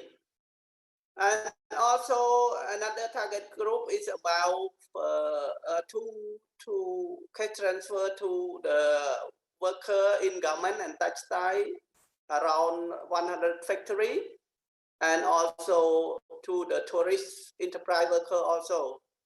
The total worker is around 30,187, and the total case is 70. The government provide 40 US and employer provide 30 US. In response to the new policy of the government in 2021, the government provide to another target people in informal sector to the 5 category of people. One category those who lockdown area in Phnom Penh, Tak Mau, and Sihanoukville. And second category, the family member who have COVID-19, and the family is vulnerable. These two categories, the government provide the cash transfer in 2021. Another category of people is for those who low income or job, include street vendor, market vendor, motor taxi driver, bus driver, transportation worker, waste collection worker, construction worker, entertainment worker, and also worker related with tourist sector. This is the third category that the government provide the cash transfer during this 2021, in addition to those who provide in the 2020. Yeah, another category is category number 4 is the family who have loan, for example, like those who have loan, lack of food, lack of money for healthcare. And the final category is the family who have member as the female head of the family. It means that the widower family and disability person who is head of the family, old age person, and also human age person. This is the new 5 categories that government provide transfer, cash transfer to them. So the difference between response of the government in 2020 and 21 is, in 2020 the government just provide to the cash transfer to those who hold ID poor family. And in 2021 the government provide additional target, 5 target family, as I mentioned about. I just have 2 recommendations to the government. The government need to reassess the ID pool with the full contribution of trade union and civil society, because the ID pool that the government provides is not really criteria who is poor.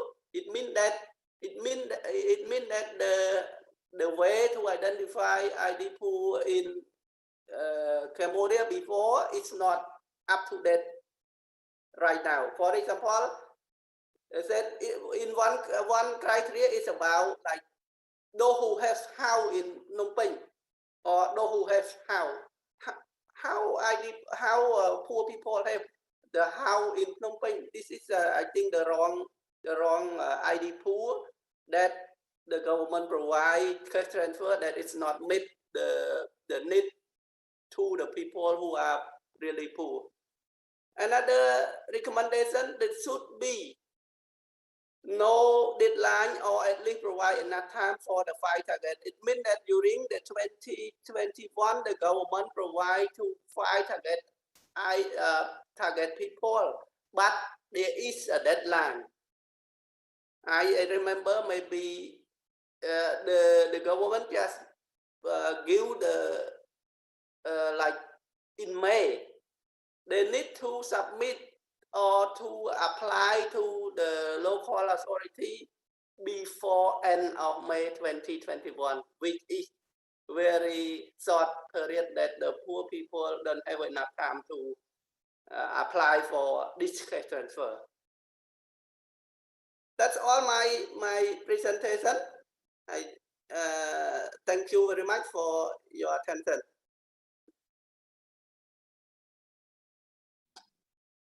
Great. Thank Mr. Cao Phom for your information in Cambodia, the update in especially the impact of COVID-19 to the informal workers that you are working with. So once again, thank all speakers for your update on the impact of COVID-19 in your countries, and also the initiative taken and introduced by different stakeholders in your country.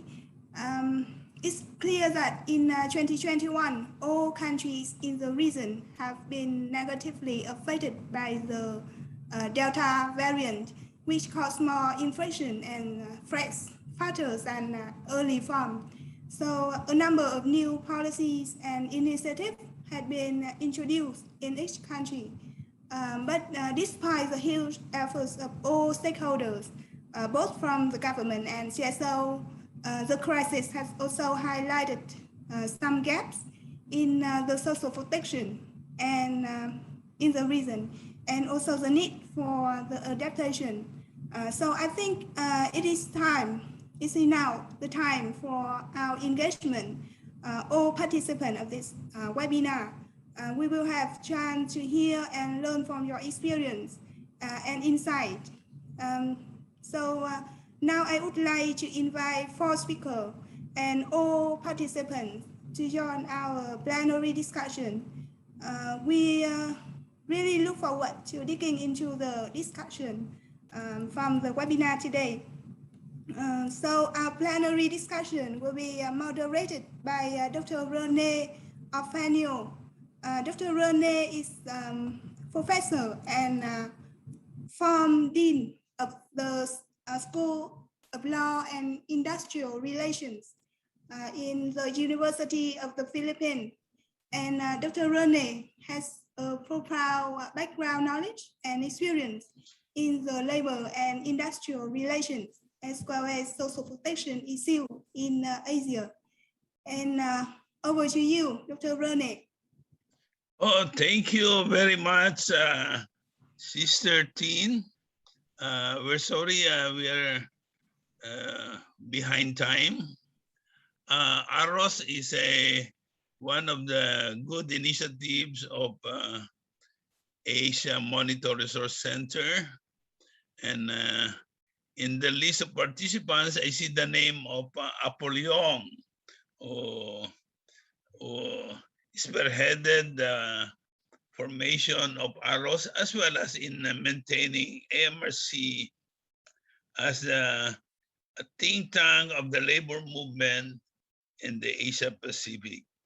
Now, dear brothers and sisters, you have heard all the 4 speakers, including the presentation by our sister Bantuha on the, I think the message is, the picture is very clear.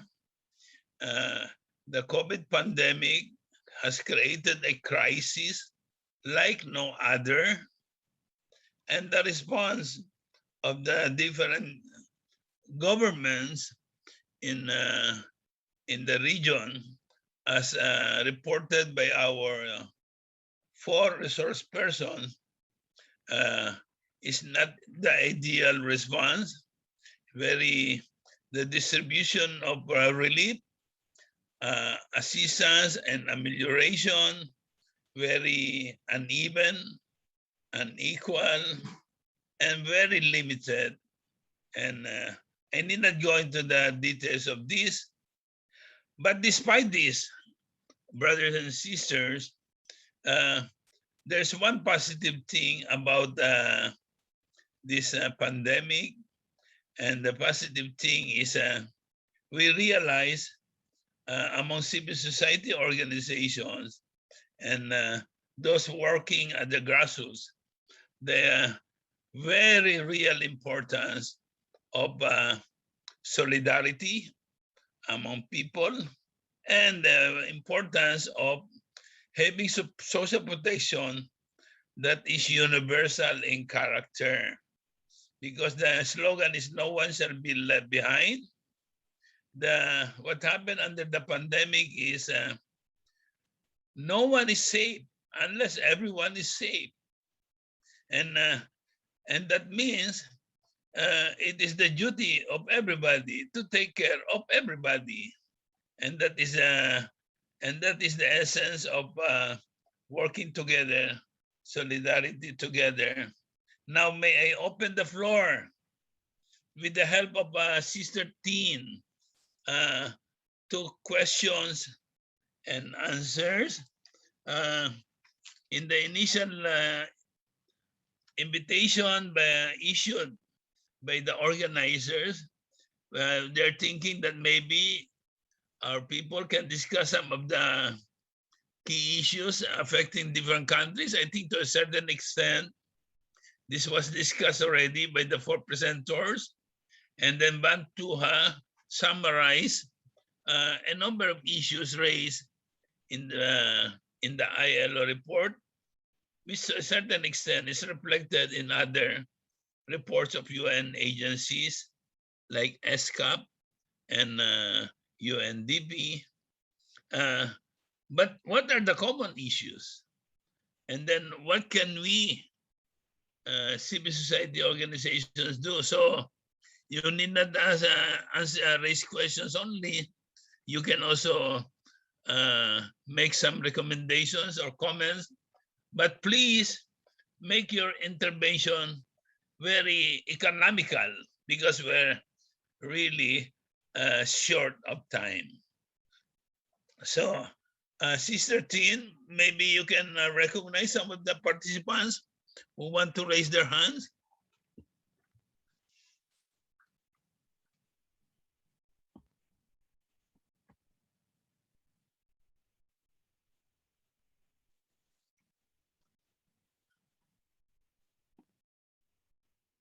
Hello?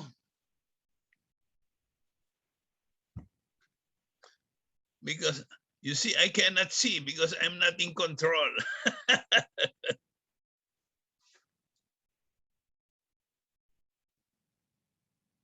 Anybody?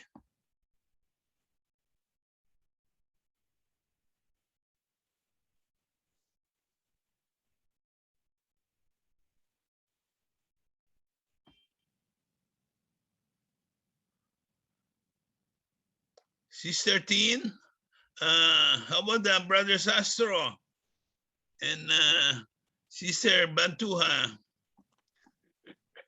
Yeah. Okay. Okay. Hello, comrade. Okay. I think it's important discussion for this moment about the COVID-19 in each country. For my question to the all speaker is how about the imagination after the COVID. I think the civil society movement, we need up their alternative or solution. This is important. I think it's many or already many recommendation, but we need up their very specific for the our solution together. Thank you. And Brother Sastro, do you want anybody to answer that, or you have somebody in mind? We should answer that.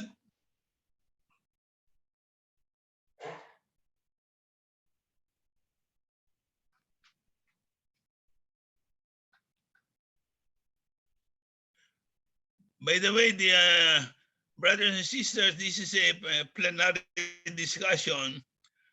All the participants, I would consider you as resource persons. So raise your hand and you can also answer that question.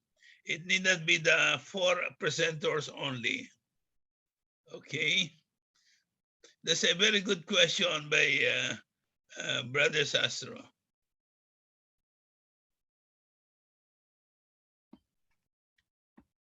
Maybe somebody can answer, maybe Santari. I see your name, Santari.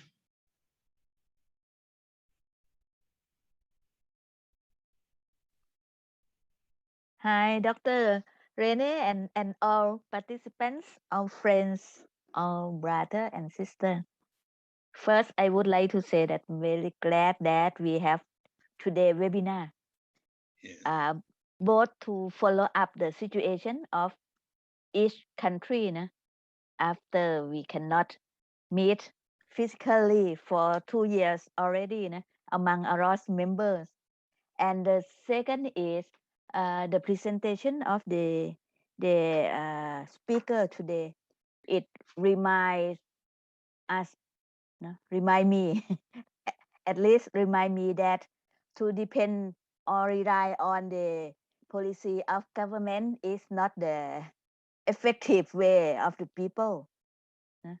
Because government always care of I don't know, can say that the private sector or business to take care of continuous of business sector is their priorities. When the how to say, they don't see the importance of marginalized people like informal workers and migrant workers and others, like we found in the presentation of the speaker. So I think the important issue that we have to discuss is how to how to call it, how to voice or how to recommend for the real or the meaningful social protection and others recovery program for the marginalized group of people. That is my point, my idea right now. At the end, the third day of webinar, I would like to see the conclusion among us, how to make the real social protection or the real recovery program for marginalized people happen.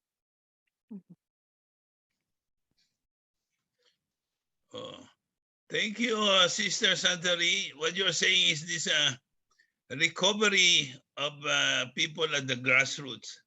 And you also want to see civil society proposing an alternative recovery. I think that's a very good idea.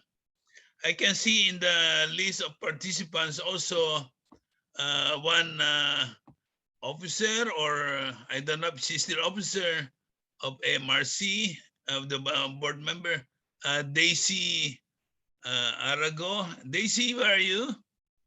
Can you say something?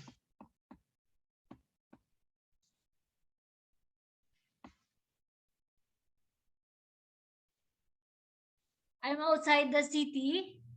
Okay, can you? Yeah, please. Yeah, that I'm no longer officer of the AMRC. I've been listening to the presentation, and what strikes me, apart from the economic hardships, social hardships, and to some extent political hardships that workers and marginalized have in the course of pandemic, and we are not yet over of pandemic, is that many of those affected, especially that we are talking only of the workers who before are receiving wages.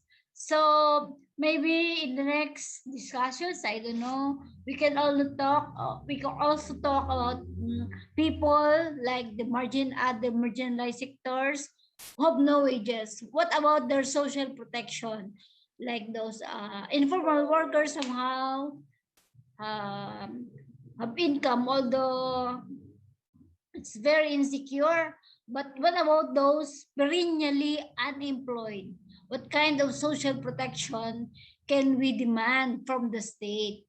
And what should be the demand, the common demands of when we say social?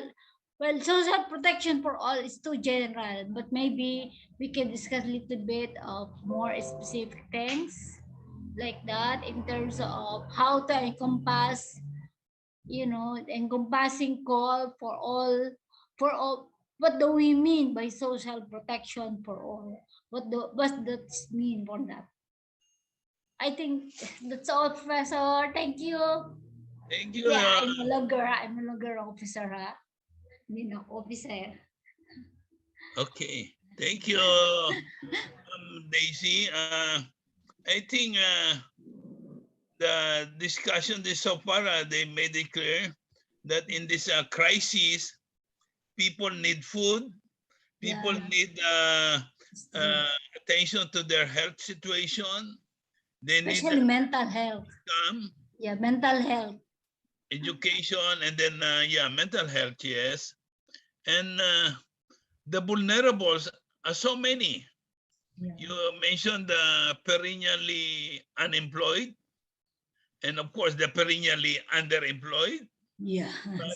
But you have also the disrupted, those who have jobs but are not able to work because their jobs have been disrupted, businesses have been disrupted. I think it was mentioned also this issue, but in passing, the problem of migrant workers. That's true. Yes. But you have two types of migrants. Those who are migrants from the rural to the urban or within the country, and then those who are working cross borders. And then you have the rural poor, the urban poor, the children, the elderly, and I think a number of people discussed the double burden or triple burden of women workers. Yes. Yeah. So if you are talking of social protection, all of them should be given protection. That's why the slogan, I think, is a universal social protection.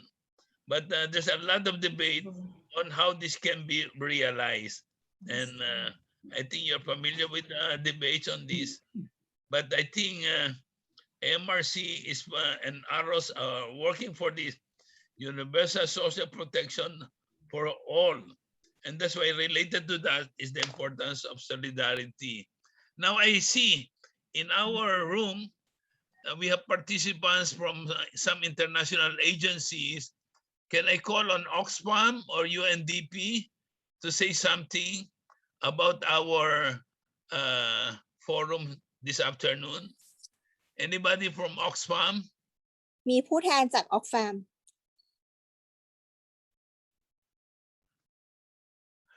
Hello? Nobody?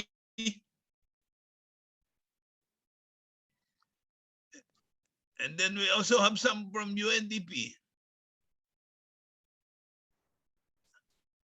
And then we have, if not, we have trade unions from Indonesia. I think this must be trade union. Hello.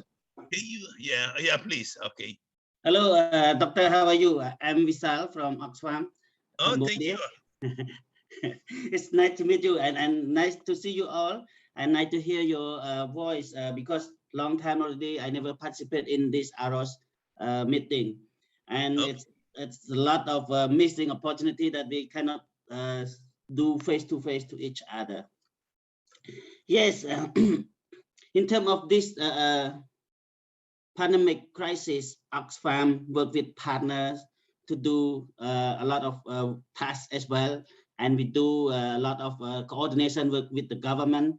As like our colleague mentioned about government response to the ID pool, and Oxfam is leading force in terms of like gathering all CSO, trade union, and also some international NGO to convince government to change their policy on how to select the ID pool, the poor family to get the ID pool cards, and also how to respond those people who are impacted from this COVID-19. And as well as Oxfam work together with our own partners to respond to the local leaders as well on in terms of the most vulnerable during this time. Yes, we do a lot of in terms of policy influencing. We do a lot of how make the government response more effective and more impact to the needs of the people. And at the same time, we are conducting the assessment, the impact assessment of marginalized worker from COVID-19.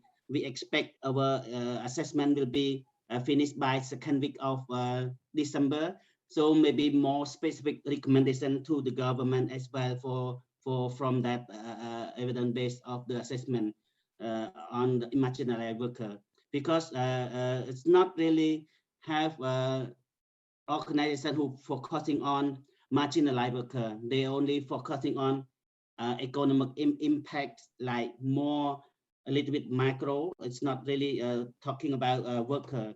So we are the one who really start talking about how's the impact of COVID down to workers right now. I expect that this impact study will be more evidence-based to convince our government to respond, as our colleague Burn mentioned, that we try to work more closely with the government. Yes, I just really share a little bit on this. I will later on, if there is something more specific from me, I will contribute more. Thank you, Doctor. Yeah, thank you.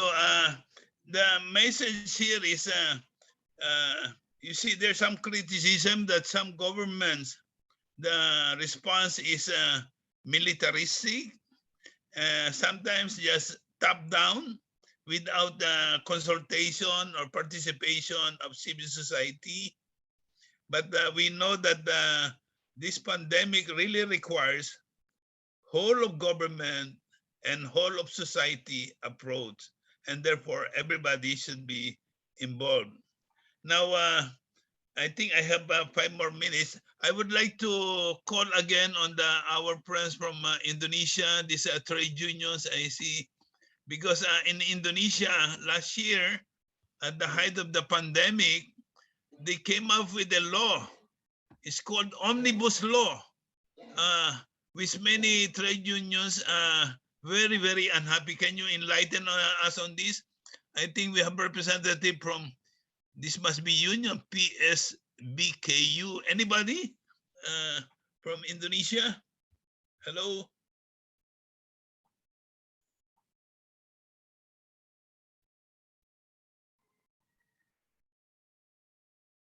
Hello. Sastro, can you give us one of the trade unionist participant from Indonesia to talk about this omnibus law?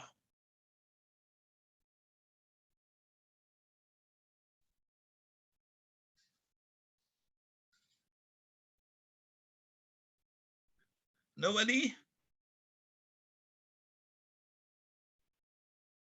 From PSFS, no, FSBKU, FS.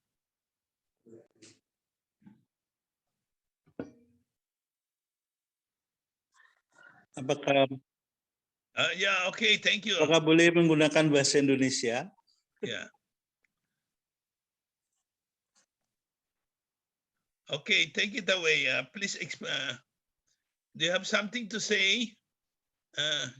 Because this is a very controversial law, this omnibus law.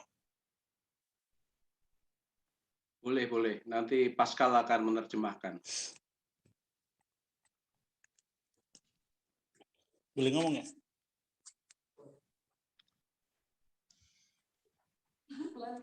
Ya.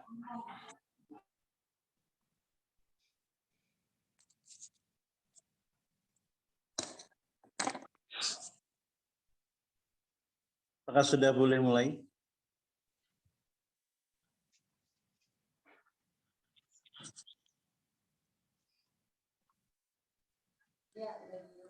Langsung aja.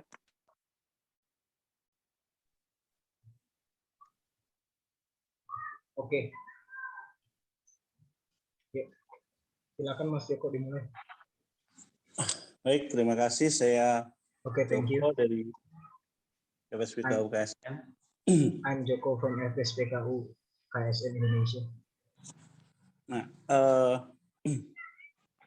pada situasi pandemi yang sedang terjadi hari ini, dalam proses 3 tahun yang hampir 3 tahun ini, yang pertama kami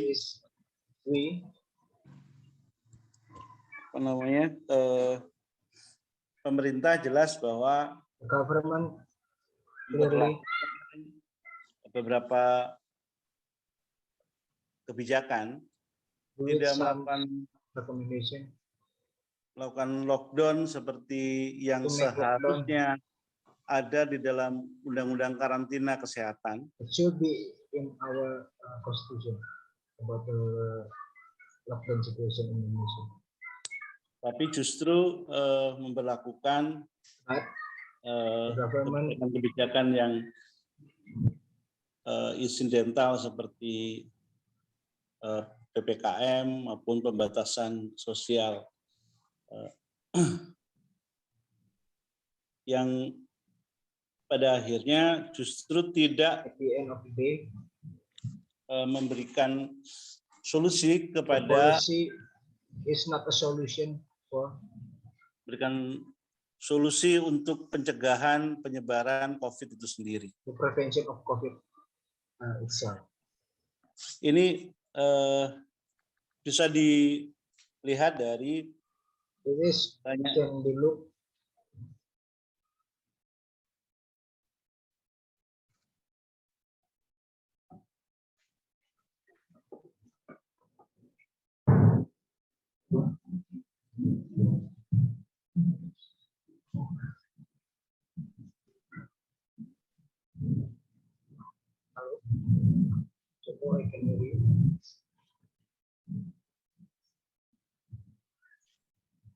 Okay.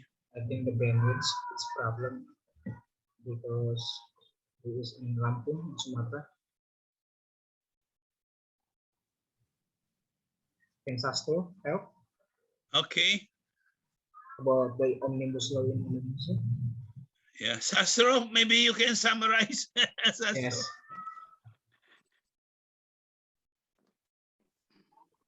Yeah.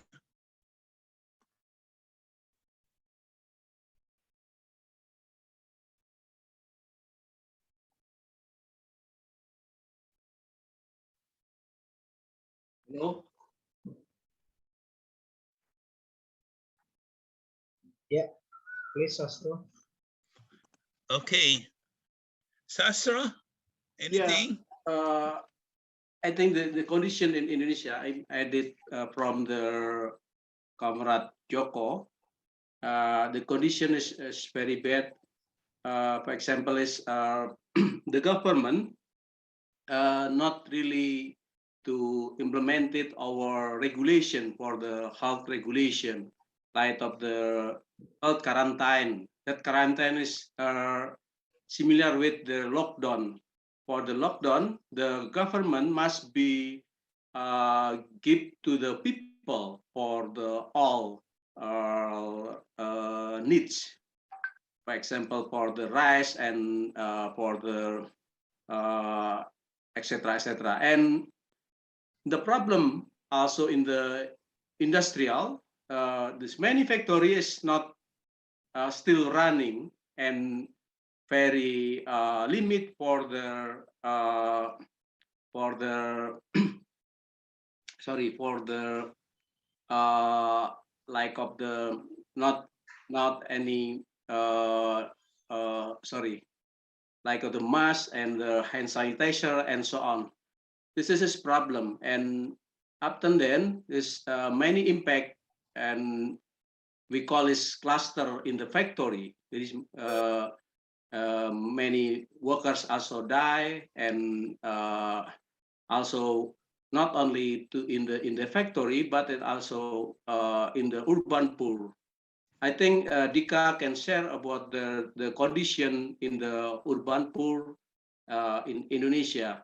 But we have of the response from the people, like of the people help to people. This is like of the solidarity people to people. And until now, we still exist. I think for very important is we have of the practice together, like of the how to campaign and try to have the like of the universal basic income. I think the next session in the webinar 3, we can share our coalition.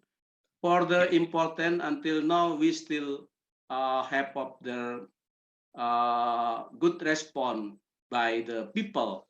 But for the government, they only focus in the how to building or growing to the economic, but it's in the macro, not in the micro. This is his problem. And omnibus law, I think this is very difficult if the moment not in the COVID-19, because the mass organization very strong to lawan to struggle with the regulation. This is the long time how to make up the regulation. For example, is we cut for the regulation in 2006, but now in the COVID condition, this like of the very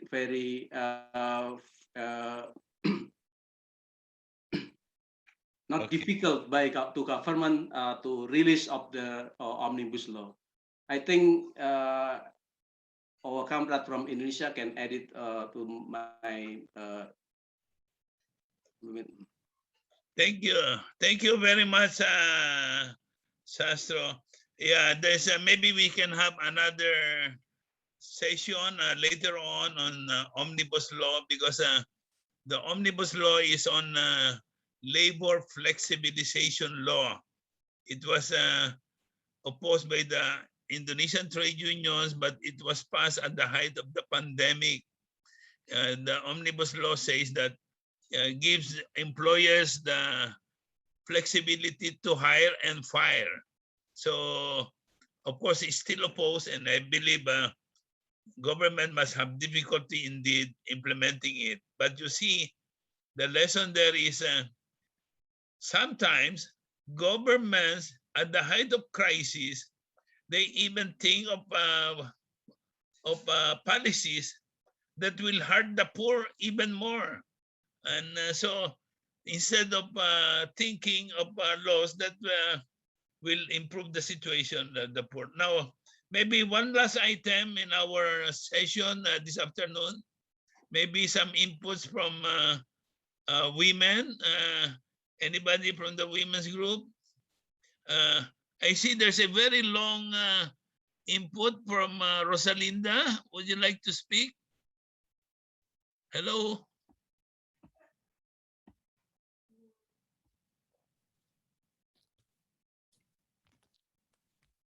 Hello, can you hear me?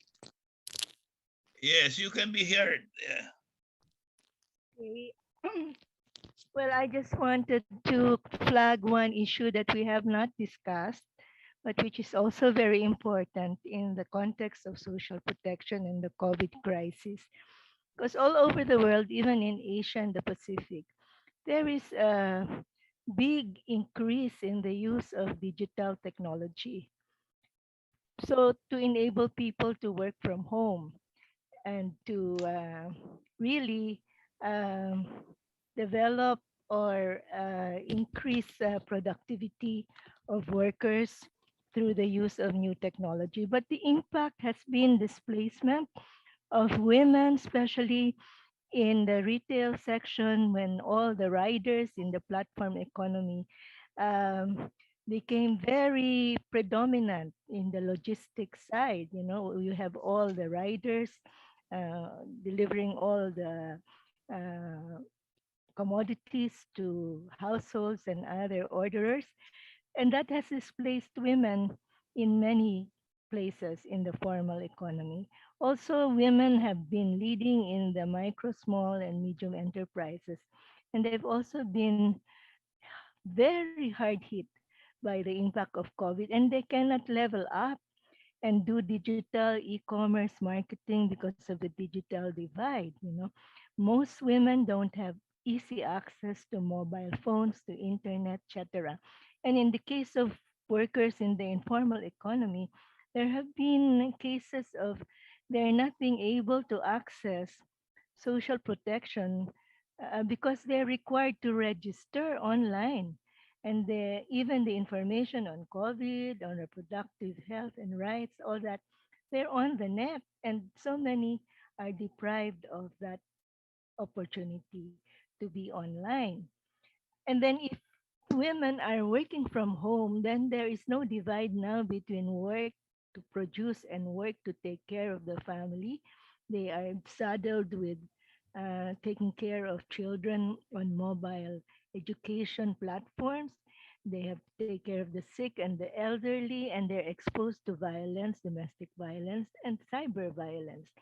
So the women are disadvantaged in many ways. You know, they are most and the data from ILO and other reliable sources show that most of them, more women than men, have been displaced, have been rendered unemployed, underemployed, with no income, hungry, etc. So I think we really also need to look at the gender dimensions of the pandemic, and the fact that most employed women in Asia and the Pacific are in the informal economy.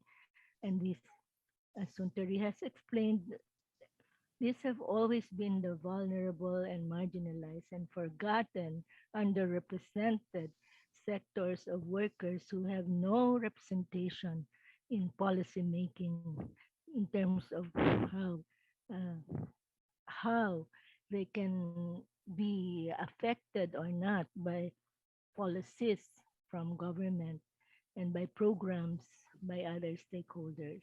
Thank you for listening. Okay, thank you very much.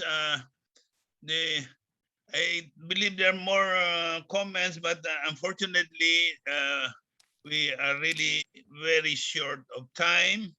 May I just conclude that this is a very fruitful session. First, it shows that in the response of many governments, very weak and uneven, but it's also a reflection of the weaknesses in the structures of our economy is very uneven, unequal, and then there's so many marginalized, and the pandemic only tend to make all these weaknesses even more visible. And this is an issue of inequality, marginalization, lack of rights, and this the problem of women, the elderly, and so on.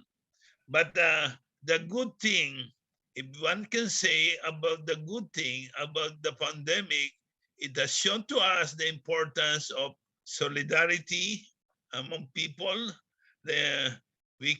No one should be left behind, and no one can be safe unless everyone is safe. The importance of unity, and I think the importance of those working in the civil society movement to work together, to unite, so we can help bring about a better, just, and sustainable world in this part of the world. Thank you very much. May I turn over the floor? Thank you. Salamat po. Balik po tayo. Sister Tin, the floor is yours.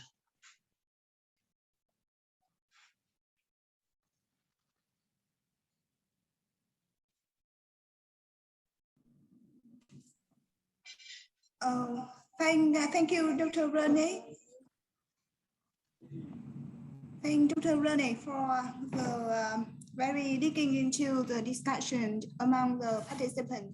And we, on behalf of the organizers, the webinar one just the starting point for us to discuss about all the issues related to the social protection.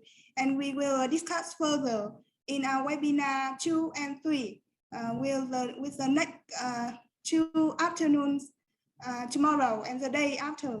And before we start this webinar, I to invite Ms. Van Thu Ha from AMRC for the closing remark. Ms. Ha, over to you. Thank you, Ting.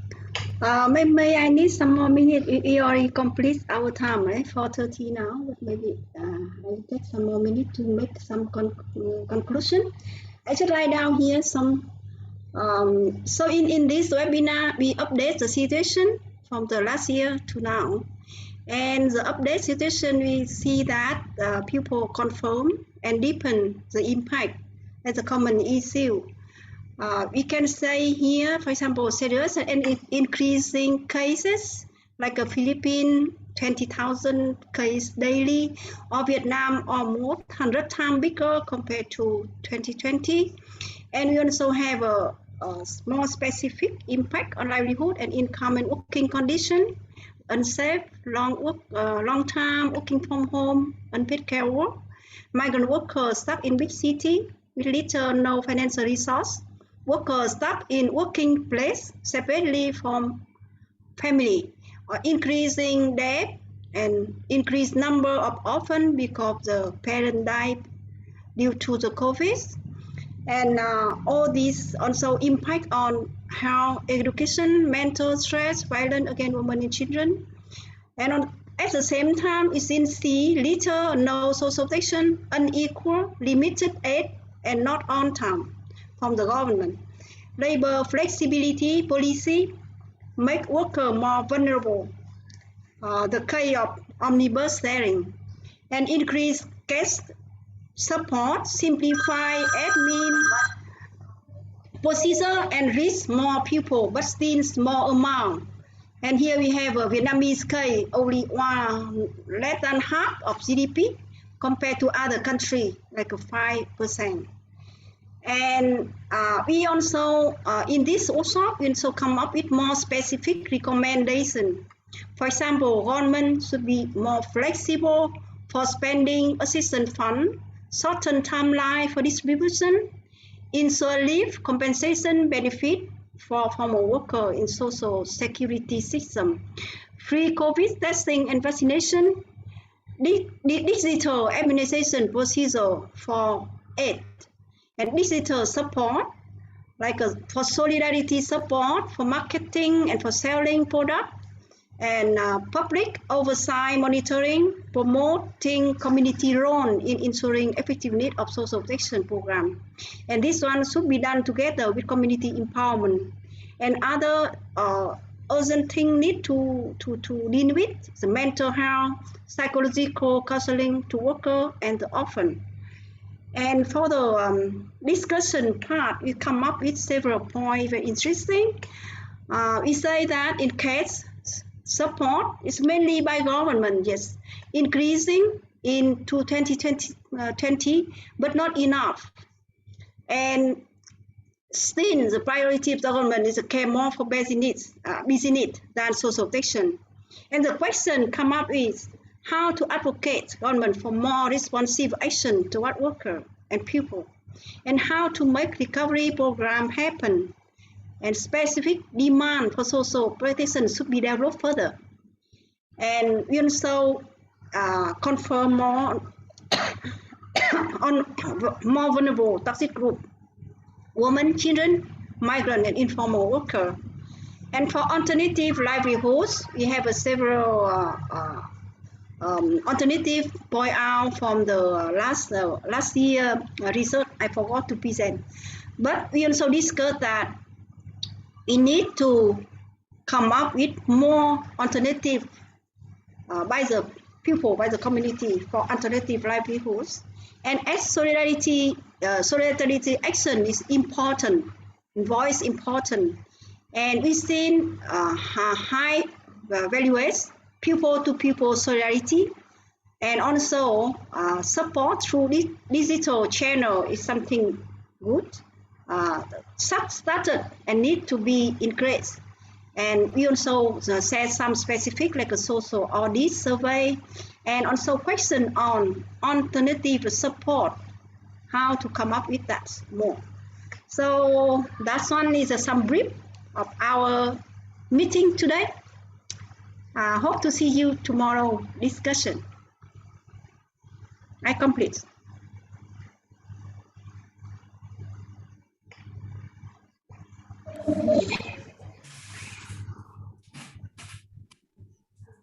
Yeah. Thank you everyone for joining us today. And